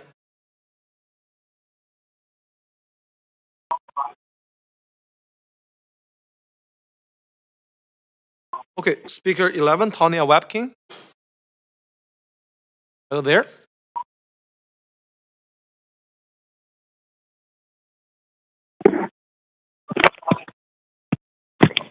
Hi there, I'm here. Hi there. Yeah, go ahead, Tanya. Yeah, I just want to say that I'm very excited about this motion. I appreciate Councillor Maloney and Councillor Orr for putting it forward. This is a great sign that Moby Bikes has been a successful program, and it just needs expansion. So, in my opinion, this is great news. As most pilot projects, it started on a limited area, and now it's just time to increase that scope. This would just increase affordable urban mobility, reduce traffic congestion, and reduce greenhouse gas emissions. What I really like about the program is that it's equitable. We can use our Compass cards to book Moby Bikes. We also have a community pass for low-income residents where they can access unlimited 60-minute rides for only $20 a year. And if they go beyond that time, it's only 25 cents per minute. That is creating equitable access. And also for those that are on disability, they also have e-bike access. So for me, that is disability justice right there. And not to leave out youth, the youth pass is also $20 a year for youth aged 12 to 18, particularly as we do not have free transit for youth aged 12 to 18. I think that this offers a safer mode of transportation for students that aren't able to take the bus. I support equitable and affordable transportation across the city, so I urge councillors to please support this motion. Thank you so much. Masi Cho Haichka. Hi. Thanks, Tanya. Speaker numbers, I'm going to go back to speaker number 6, Matthew Uden. Not on the line. Okay, speaker number 7, Adam Hogg. No, not on the line. All right, okay, so this is the end of our speakers list. Thanks everyone for speaking to Standing Committee on City Finance and Services. Before I continue, I'm just looking at the time. I'm looking for a motion to extend this meeting, just in case. Council business. Okay, moved by Councilor Kirby-Young, second by Councilor Claassen. All those in favor say yeah. Opposed say nay. Okay, that motion carries. All right, so committee members, is there any discussion? Councilor Orr. Yeah, I just want to express gratitude to Councillor Maloney for really running with this, or should I say, riding with this. I did send Councillor Maloney the UTE Lee video, and it was just putting it out there, and she definitely did a lot of the legwork on this. So I'm really grateful for that. We know that bike share systems help reduce congestion, improve air quality, and give people a convenient way to get around the city without needing a car. But the motion points out something important. The system isn't reaching its full potential, as former Councillor Ladner pointed out. Stations are unevenly distributed. Connections to other transportation systems are limited. Compared with other Canadian systems, Vancouver is smaller and less affordable. If we're serious about our goal, that 2/3 of trips made by transit or active transportation by 2030, we need to keep expanding the tools that help people leave their car at home. That means looking at things like expanding stations into underserved neighborhoods, improving integration with transit, and working with other municipalities to create a regional shared mobility network. This motion doesn't commit city to a specific program today. It simply asks staff to explore how we can unlock the full potential of bike share and shared mobility so it works for more people in more neighborhoods across the region. We want cleaner air, less congestion, and healthier communities. That's a conversation worth having, and I will support the motion. Thanks. Okay, Councillor Corbian. Yeah, thanks. I have a number of comments on this motion, and I'll just say it seems to be a bit of deja vu this morning. We're having a lot of what's old is new again type of conversations, and I think it's helpful to level set in terms of what's happened already. I'm going to preface my comments by saying that I, over 2 terms and a couple of different votes, worked diligently to bring forward the e-scooters in Vancouver, and that resulted in an RFP, which Lime was a successful proponent of. I think it's worth comparing and contrasting the models between the two, but I'll first say that with respects to the work to expand, or the part of the motion that talks about wanting to expand the network, that is something I think that people want to see it happen and move faster. In fact, I called notice on a motion last council meeting, I should say, and I did not bring it forward because the feedback that came from staff was very, very clear. That was a motion that came from the Transportation Advisory Committee at the request. It was a unanimous vote of the Transportation Advisory Committee at the request of all their members. And the feedback that came from staff was this work is already underway. And it's already happening, and there's nothing new here. So I went back to the Transportation Advisory Committee and I shared that feedback from staff. And I think that might be a communication opportunity. And so staff, I think, are going to be coming to present to the committee. So I'll make that observation that there was sort of identical desire in the 2 motions and an overlap on that piece. But just to provide some context, I think it's important for people to recognize that that's a huge commitment, and it is being resourced. Then we get into the, okay, why is it not advancing as quickly as we might want? Moby, 5-10 years ago, a decade ago, was given $5 million by the city, and then ongoing other significant support, an in-kind investment with a deep desire, from what I've read, I wasn't on council at the time, to establish a well-used bike share system. Subsequently, there was a lot of additional opportunities given in terms of forgiving sort of financial payments, delays, so on, et cetera. I too have used the one in Montreal. I would argue that those Bixie bikes are not necessarily as well maintained, but the difference in terms of the standard and the threshold and the model with which the Lime scooters is coming forward is very distinct. That was put forward to be run at no cost to the taxpayers of Vancouver. It was asked to be cost neutral and or revenue positive. A number of different proponents applied to that. And I think it's well known, I'm not speaking out of turn, Moby, Lime, et cetera. That came forward. Lime is a successful proponent. It has taken off dramatically in a short period of time. I think in September 2024, we launched in Grandview Woodlands with 100 scooters. Then we went to the downtown expansion in June. The Central Broadway expansion happened just last November. And they are growing rapidly in terms of the number of neighborhoods they're in, the number of docking stations, the number of units, and most importantly, the number of rides and the usage. And we're actually generating revenue to the city of Vancouver. At that time, a number of the respondents to the RFP wanted to also offer bikes, and particularly e-bikes, and new and fresh and modern ones. And we saw other neighboring municipalities like North Vancouver elect to go with Lime for their e-bikes because they felt they had a good offering at the time. Because of a contractual obligation to Mobi, Vancouver has 2 providers and 2 systems. It was felt important to honor that contract that was currently in place. That's actually a bit of a sort of structural impediment, I think, to us having an integrated system. I actually think there's a lot of opportunities to have integrated systems, not just within Vancouver with one provider over time, but also within the region. And this is something that I have brought up at the table at Mayor's Council when I've attended in the past for Mayor Sim and had dialogue with TransLink staff and with CEO Kevin Quinn. And I know that the 2040 Transportation Plan supports micromobility and contemplates it with respects to its importance for first and last mile. So I think that level of advocacy is important. Very happy to sort of support that component and champion that moving forward. I think that it's disappointing we don't see the investment that we need from senior governments within our transit system. I think that's well placed. It would be great to tap your Compass card and to go in and to utilize all of those components. But I do think that with respects to asking to fund Mobi additionally, when millions of dollars have been put in and a long runway has been provided to do that, there was a huge opportunity for them to be successful. And there are some really good folks there, but I just compare and contrast the systems, and I think we have to be very thoughtful about evaluating that component. Thanks. Thanks, Councillor. Councillor Clausen. Yeah, thanks very much, and I really appreciate that historical context from Councillor Kirby-Young on this one.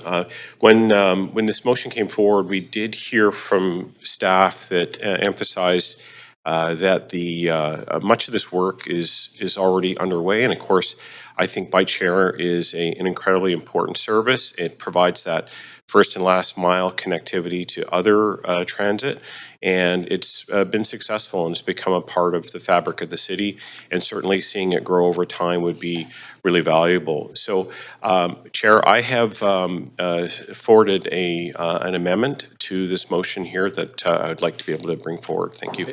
Let me move on to the amendment queue. Okay, second by Councillor Kirby-Young. Please add yourself there. Yeah, please go ahead, Councillor Clausen. Thanks very much. So the motion, as mentioned, it continues to emphasize our strongest hand, which is our advocacy. So the motion reads, therefore be it resolved, the Council affirm its support for bike sharing as an essential component of comprehensive and well-integrated regional transportation and mobility system, and request that the Mayor write to TransLink with copies to the Mayor's Council on Regional Transportation and the BC Minister of Transportation and Transit, advocating that TransLink explore opportunities to develop and deliver an integrated regional bike share system to improve first and last mile connections to transit and expand affordable mobility options across Metro Vancouver. And further, that Council's advocacy highlight potential opportunities for regional coordination, including integration with regional transportation system, fare or pass integration, coordinated planning, of shared mobility networks and equitable access across municipalities in the region. So I think that this strike and replace really strengthens our hand. It focuses on the real opportunity in front of us, and ultimately will hopefully get us to continue the work that is already happening at the staff level to improve our bike share system in addition to the scooter program that is underway, and of course, a very strong rapid transit system here in the city. Thanks very much. Okay, thanks, Councillor. Councillor Maloney. I'll wait till after Councillor Meisner's spoken, thanks, Okay, since Councillor this is my Meisner. last opportunity. Okay, Councillor Meisner. Just want to say, appreciate this amendment. I'm a regular user of both Mobi and Lime, and they're both great services. Different formats, but they're fantastic for that last mile connection or just getting places around town. I appreciate the amendment because I strongly agree that we need to grow these systems. We need to expand their geographic coverage across the city. I know that's been a challenge for Mobi, and we're seeing Lime expand quite quickly. My concern about putting additional city funding towards Mobi, for example, is that we've seen in other jurisdictions, particularly Montreal, which was referenced by a few of my colleagues as a example of a great system, and it is a great system. But Montreal in 2011 bailed out Bixby for $108 million. And in 2017, Montreal was once again on the hook for $16 million for unpaid Bixby suppliers. Those are both reported in the Montreal Gazette. So my concern around that is the city of Vancouver potentially being on the hook for over $100 million if we were to take on more ownership or financial contributions towards bike share in the city. I think a much better model is what we're seeing with Lime, where we had a competitive RFP process where we've now have a service up and running that is a revenue generator for the city. That the operator is taking on the costs of running that service, and it's actually making money for the city. And while I'm grateful that we have Moby, and I think the $5 million investment many years ago of previous councils was worthwhile to get it established, I think moving forward, we need to look at an option that is cost neutral or revenue generating for the city. And I can't support dumping $100 million into a bike share system here in Vancouver as what happened in Montreal with Bixby. So all that to say, I really appreciate this amendment to help move things forward and help develop an integrated system across the region and advocate to TransLink to look at different options in terms of Compass Card, et cetera, to access those systems. So appreciate Councillor Klassen and Kirby Young for bringing this forward. Thanks. Thanks, Councillor Meisner. Councillor Bly? Thanks very much, Chair, and appreciate the motion being brought forward. I want to speak in support of the original motion. I recognize with a strike and replace, which I think we had before us, the risk of voting against this strike and replace is the impression that one does not support bike share or the original intent of the motion, which is always the unfortunate thing about these strike and replace motions that sort of water down actual just the actual sort of meat and the crux of the motion itself. So anyway, all that to say, I do support the motion put forward by Councillor Maloney, because I really feel that a shared mobility service, any shared mobility service like bike share, is a practical way to reduce construction, of course, and improve public health and expand affordable transportation options for residents. This is a necessary step, of course, to further invest if we're serious about our goal of having 2/3 of trips made by active transportation and transit by 2030. And so, of course, the systems we talk about last mile, these are incredibly important systems that are accessible across more neighborhoods and are better connected to transit, the more likely we are to reach that goal.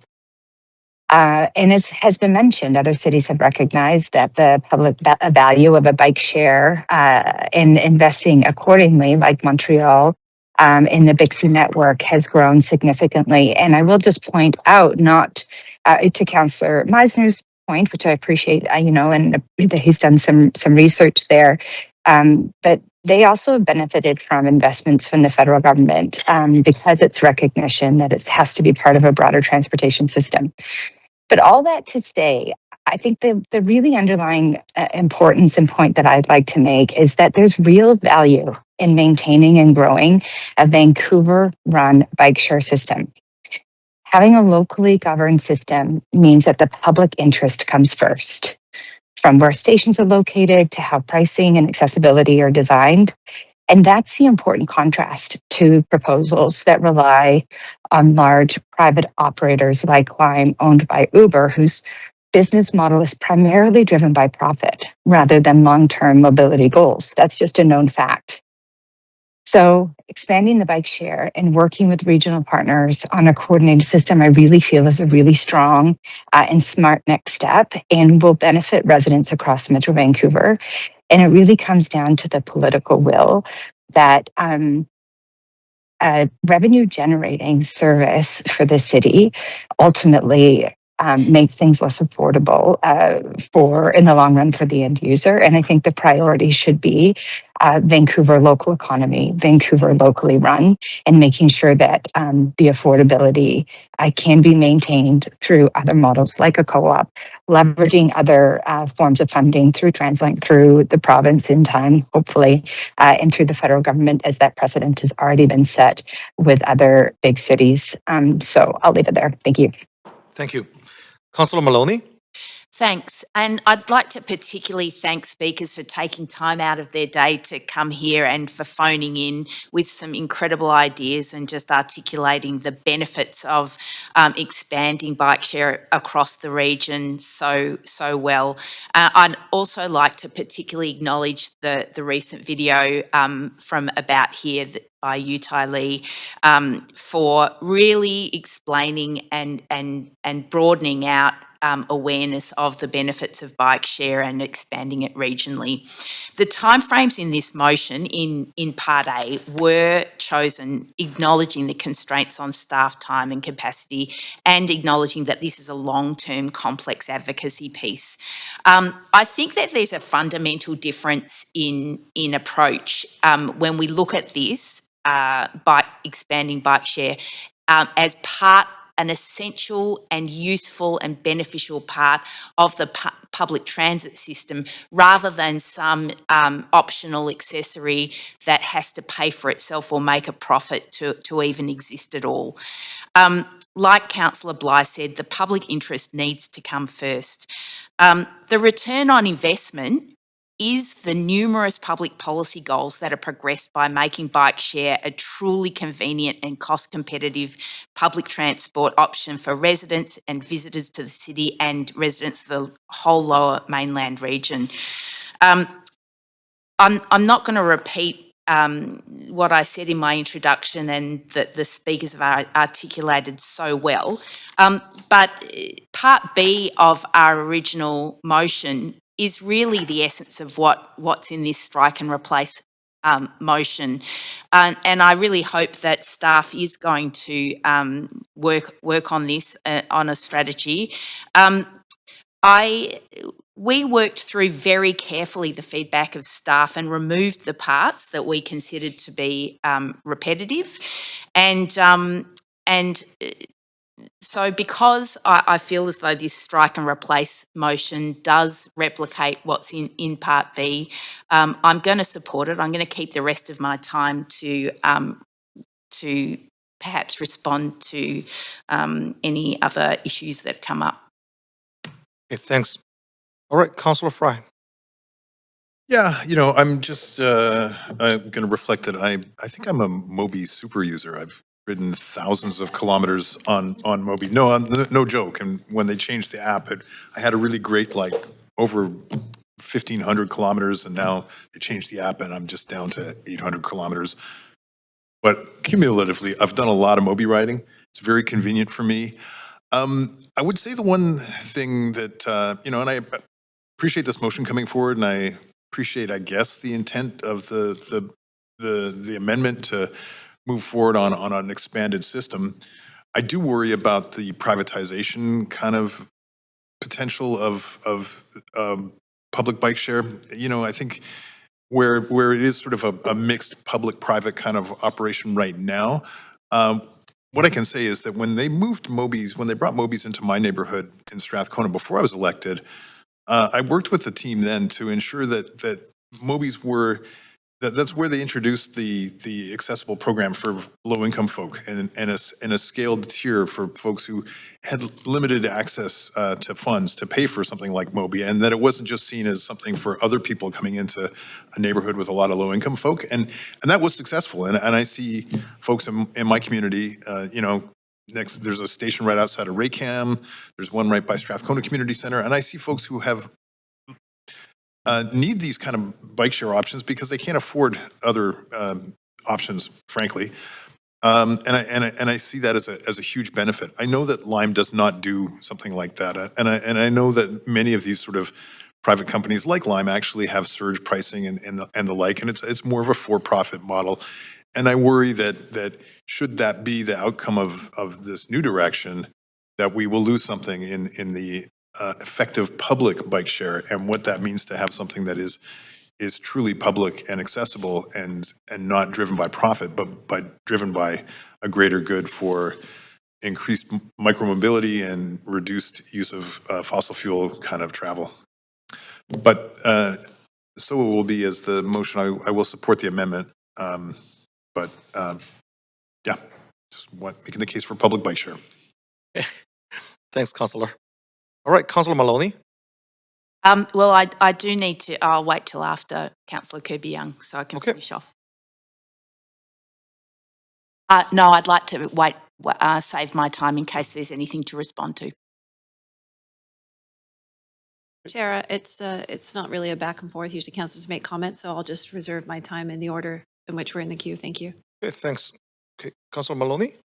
It seems to be a quite common practice that people who move a motion reserve their time to finish up, so I will wait until after. It's the amendment, not motion. It's the amendment. Okay, Councillor Kirby-Young. Yeah, thanks. Well, actually, I think I will speak to the. Just can I get confirmation procedurally first? We're voting on the strike and replace, so there will be only one vote, correct? Yes. Yes, that's right. Okay. All right. Great. Then I'm going to speak to the. We're not speaking to the amendment. We're speaking to the. Okay. Great. Okay. All right. Okay. I'm going to confirm that.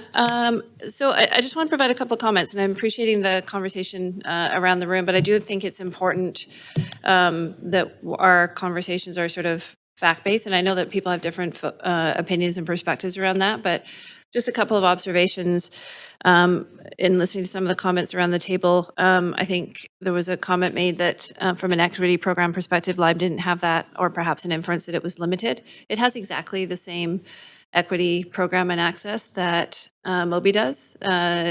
Folks who have access to the leisure access program through the Vancouver Park Board have the same access for both Lime and Moby, and that was a very intentional component of the launch. And I think it's important to state that the City of Vancouver controls what we want the public benefits to be with respects to things like placement or equity programs, et cetera, through the contract. Those were required provisions and sort of components that were evaluated when the RFP was awarded. So I just want to level set so that people can vote how they wish to vote here, but I want to make sure that the public discourse is sort of based on the facts. I think that's an important component. Also, with respect to commentary around geography, that was also something that was contractually included. And in fact, I think it was very noteworthy at the time, a lot of media commented on it, that the system launched in East Vancouver very intentionally in terms of citing that both from an equity perspective and in terms of just utility of where access to transit was, et cetera, and trying to fulfill its mandate around connecting to first and last mile. So I do think that there is tremendous benefit. I actually think, as I mentioned earlier, and I am respecting and appreciating the good work of both companies, but the fact that Vancouver has two is probably constraining us from having a more integrated system and potentially a better capitalized system. And that is, again, distinct from having something that's for profit. Again, I mentioned earlier that this does now generate, in the early stages, revenue, but it was also very clearly articulated that it just should not be a cost center, but it could be revenue neutral, recognizing that there is value in having the micromobility services in the shared system. I also find some incoherence in the arguments with respects to the fact that this should be something that TransLink does and it's a regional system, and yet wanting Vancouver to invest in developing its own system. And that these sort of others should follow suit. That seems to me to be not a great way and a great model to bring something forward and engender cooperation and get other folks on board. It reminds me very much of the discussion that we had at council around rideshare when Vancouver wanted to do its own intermunicipal ride-hailing license at the time and put its own fees in place. And I voted against that because it hadn't been considered, and we hadn't done the engagement with other mayors in the region, and I thought it was going to preclude a regional system where people had to get a license if you were a ride-hailing person and driver in every single municipality, and just thought about the mechanics and the cost of that. And was that really going to engender a great regional system? Or would you have people that said, I'm just going to drive in Surrey or Burnaby or Vancouver because I don't want to have to buy a license here and there and everywhere, and I'm going to cross jurisdictions and boundaries. And literally within the 24-hour news cycle after that vote, that's exactly what we heard from the mayors of the region, who rose up and said, you didn't come to us, you didn't consult us, et cetera, and Vancouver pulled back. And when they pulled back on it, that's when we got to a regional solution, because we approached it, I think, properly from the beginning. So I think that there's, a lot more perspective to kind of thoughtfully reflect on here around this. And I think it's important that those characterizations are sort of based in fact and sort of a little bit more of a broader perspective around what the best pathway is actually towards getting towards a regional service. Thank you. Okay, thanks, Councillor. Councillor Maloney, you want to go last, or you want Councillor Meisner to go first? I'll go last. Okay. Councillor Meisner, go ahead. Yeah, thanks. I wasn't going to jump on, but there's the discussion around the affordability piece had me use artificial intelligence, and I input a 10-minute ride on a Lime scooter in Vancouver versus a 10-minute ride on Moby, and actually Lime is cheaper, and this is because Lime travels faster. Lime goes up to 25 kilometers per hour, and if you've ever used a Lime scooter, you can probably confirm that. They are quite fast.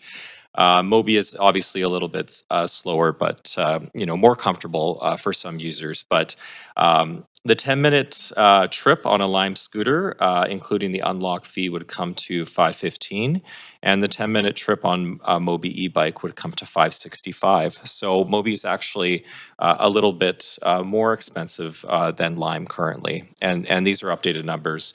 But to Councillor Kirby-Young's point around Lime, there is an equity program in place as well, and that offers discounted rides and passes to people who are eligible. So all that said, I think Councillor Kirby-Young's points, and I know how well-versed she is on this file, having championed micromobility, in Vancouver for many, many years.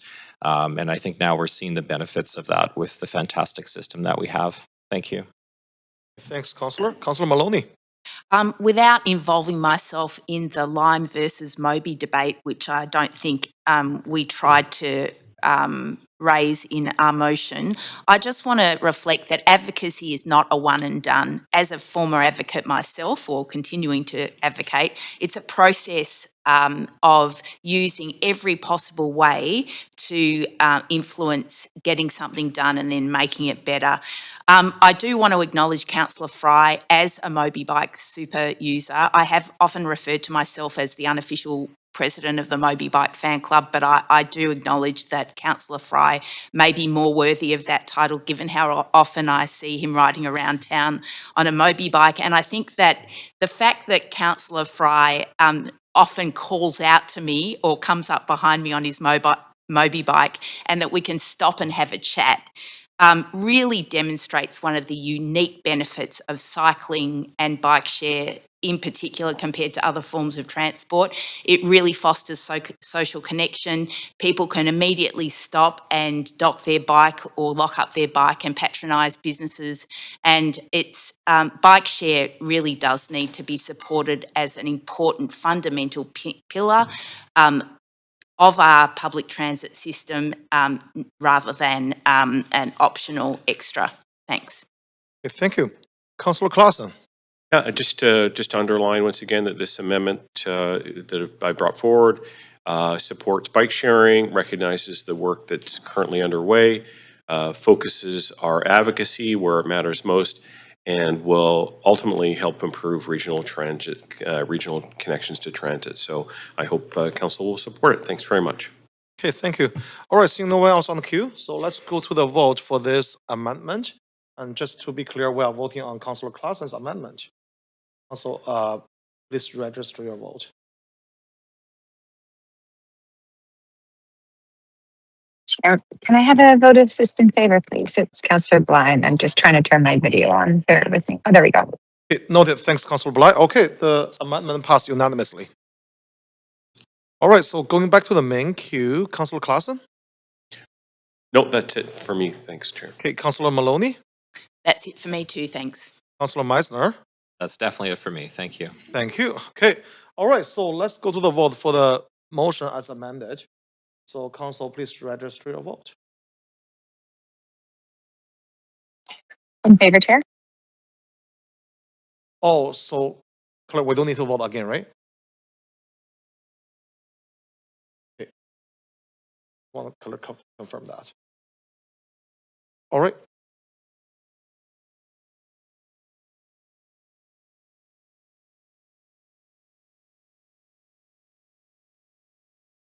You confirm, clerk? Yeah. I had asked a point of procedure earlier that it was a strike and replace, so that was the final comment, final motion, and final vote, and you had said yes. So can I get confirmation? I'm not sure why we're voting I again. saw that on the voting panel. Okay. All right. So So it's done, right? can you clarify for the public we're not voting again? Yeah. So just to clarify, we're not voting again because it's a strike and replace. So it's all done. It's passed unanimously. Yeah. This one we should remove this one. Okay. Clerks confirm it'll be removed from the minutes. Okay. Thanks. All right. That completes item motion 3 on the agenda. So the standing committee portion of this meeting is now complete. We will now convene in council with Mayor Singh as the chair to deal with recommendations and actions from today's committee meeting. Over to you now, Mayor Singh. Great, thank you. We're now going to convene in council to deal with the recommendations and actions from today's standing committee on city finance and services meeting. Can we please get a roll call? Mayor Sim in the chair, Councillor Kirby Young, Councillor Dominato, Councillor Bly, Present. Councillor Fry, Councillor Montague is on a leave of absence for personal reasons all day, Councillor Klassen, Present. Councillor Meisner, Present. Councillor Joe, Present. Councillor Orr, Councillor Maloney. This meeting has quorum, Mayor Sim. Great, thank we need a motion to adopt the committee's recommendations for report 1 and 2 and council members' motions 1 through 3. Great, Councillor Dominato, seconded by Councillor Klassen. Thank you very much. All those in favor say yay. Okay. All those opposed say nay. Great, the motion carries unanimously.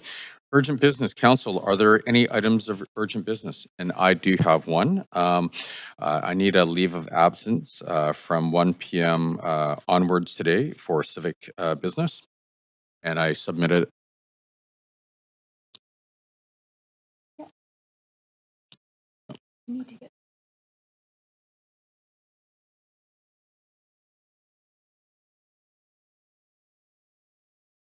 We have a seconder.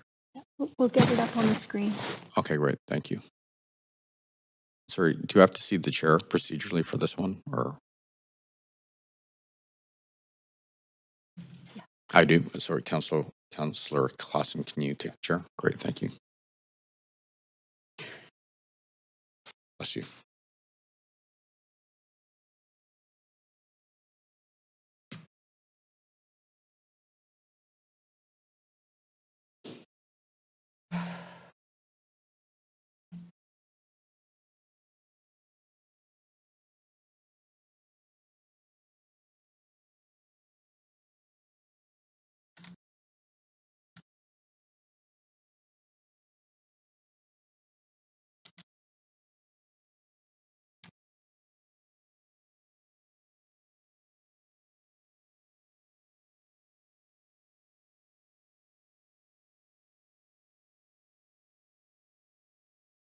There we go. It should be 1 p.m. actually thereafter.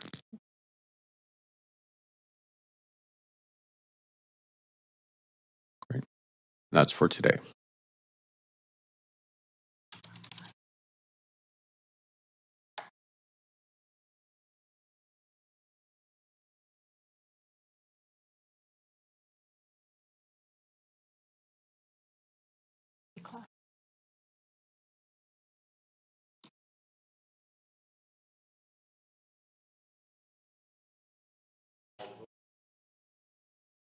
Nay. Any opposed? Okay, that carries. Thanks very much. Thank you very much. Thank you, Councillor. Councillor Orr.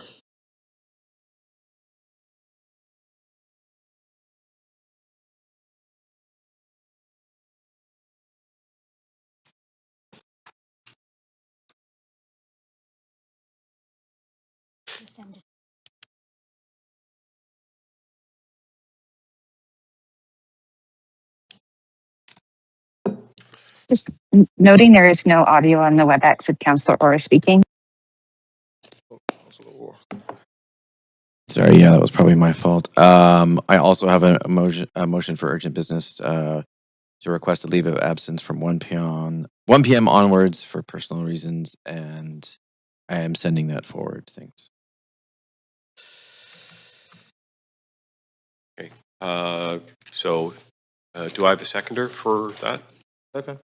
Councillor Dominato. Okay. All those in favor? Any opposed? That carries. Thanks very much. Right. So that concludes. Yeah. Okay. The motion to adjourn. No. Oh, sorry. There's a bylaw. Yeah, we have bylaws. Okay. Just 1 second here. 1 moment. All right, so we have one bylaw on the agenda for enactment. Before we begin this agenda, if anyone believes they're in a conflict of interest, now is the time to declare it. Does anyone have a conflict of interest to disclose? Seeing none, would someone like to move the motion to adopt the bylaw? Move. Second? Okay, thanks very much. Councillor Joe and Councillor Dominato. Councillors, any discussion? All those in favor say yay. Any opposed? That carries unanimously. Thanks very much. The approved bylaw can be found on the city's website. Would somebody now like to make a motion to adjourn? And second? Councillor Meisner, second. Thanks very much. All those in favor? Any opposed? This meeting is adjourned. Thank you very much.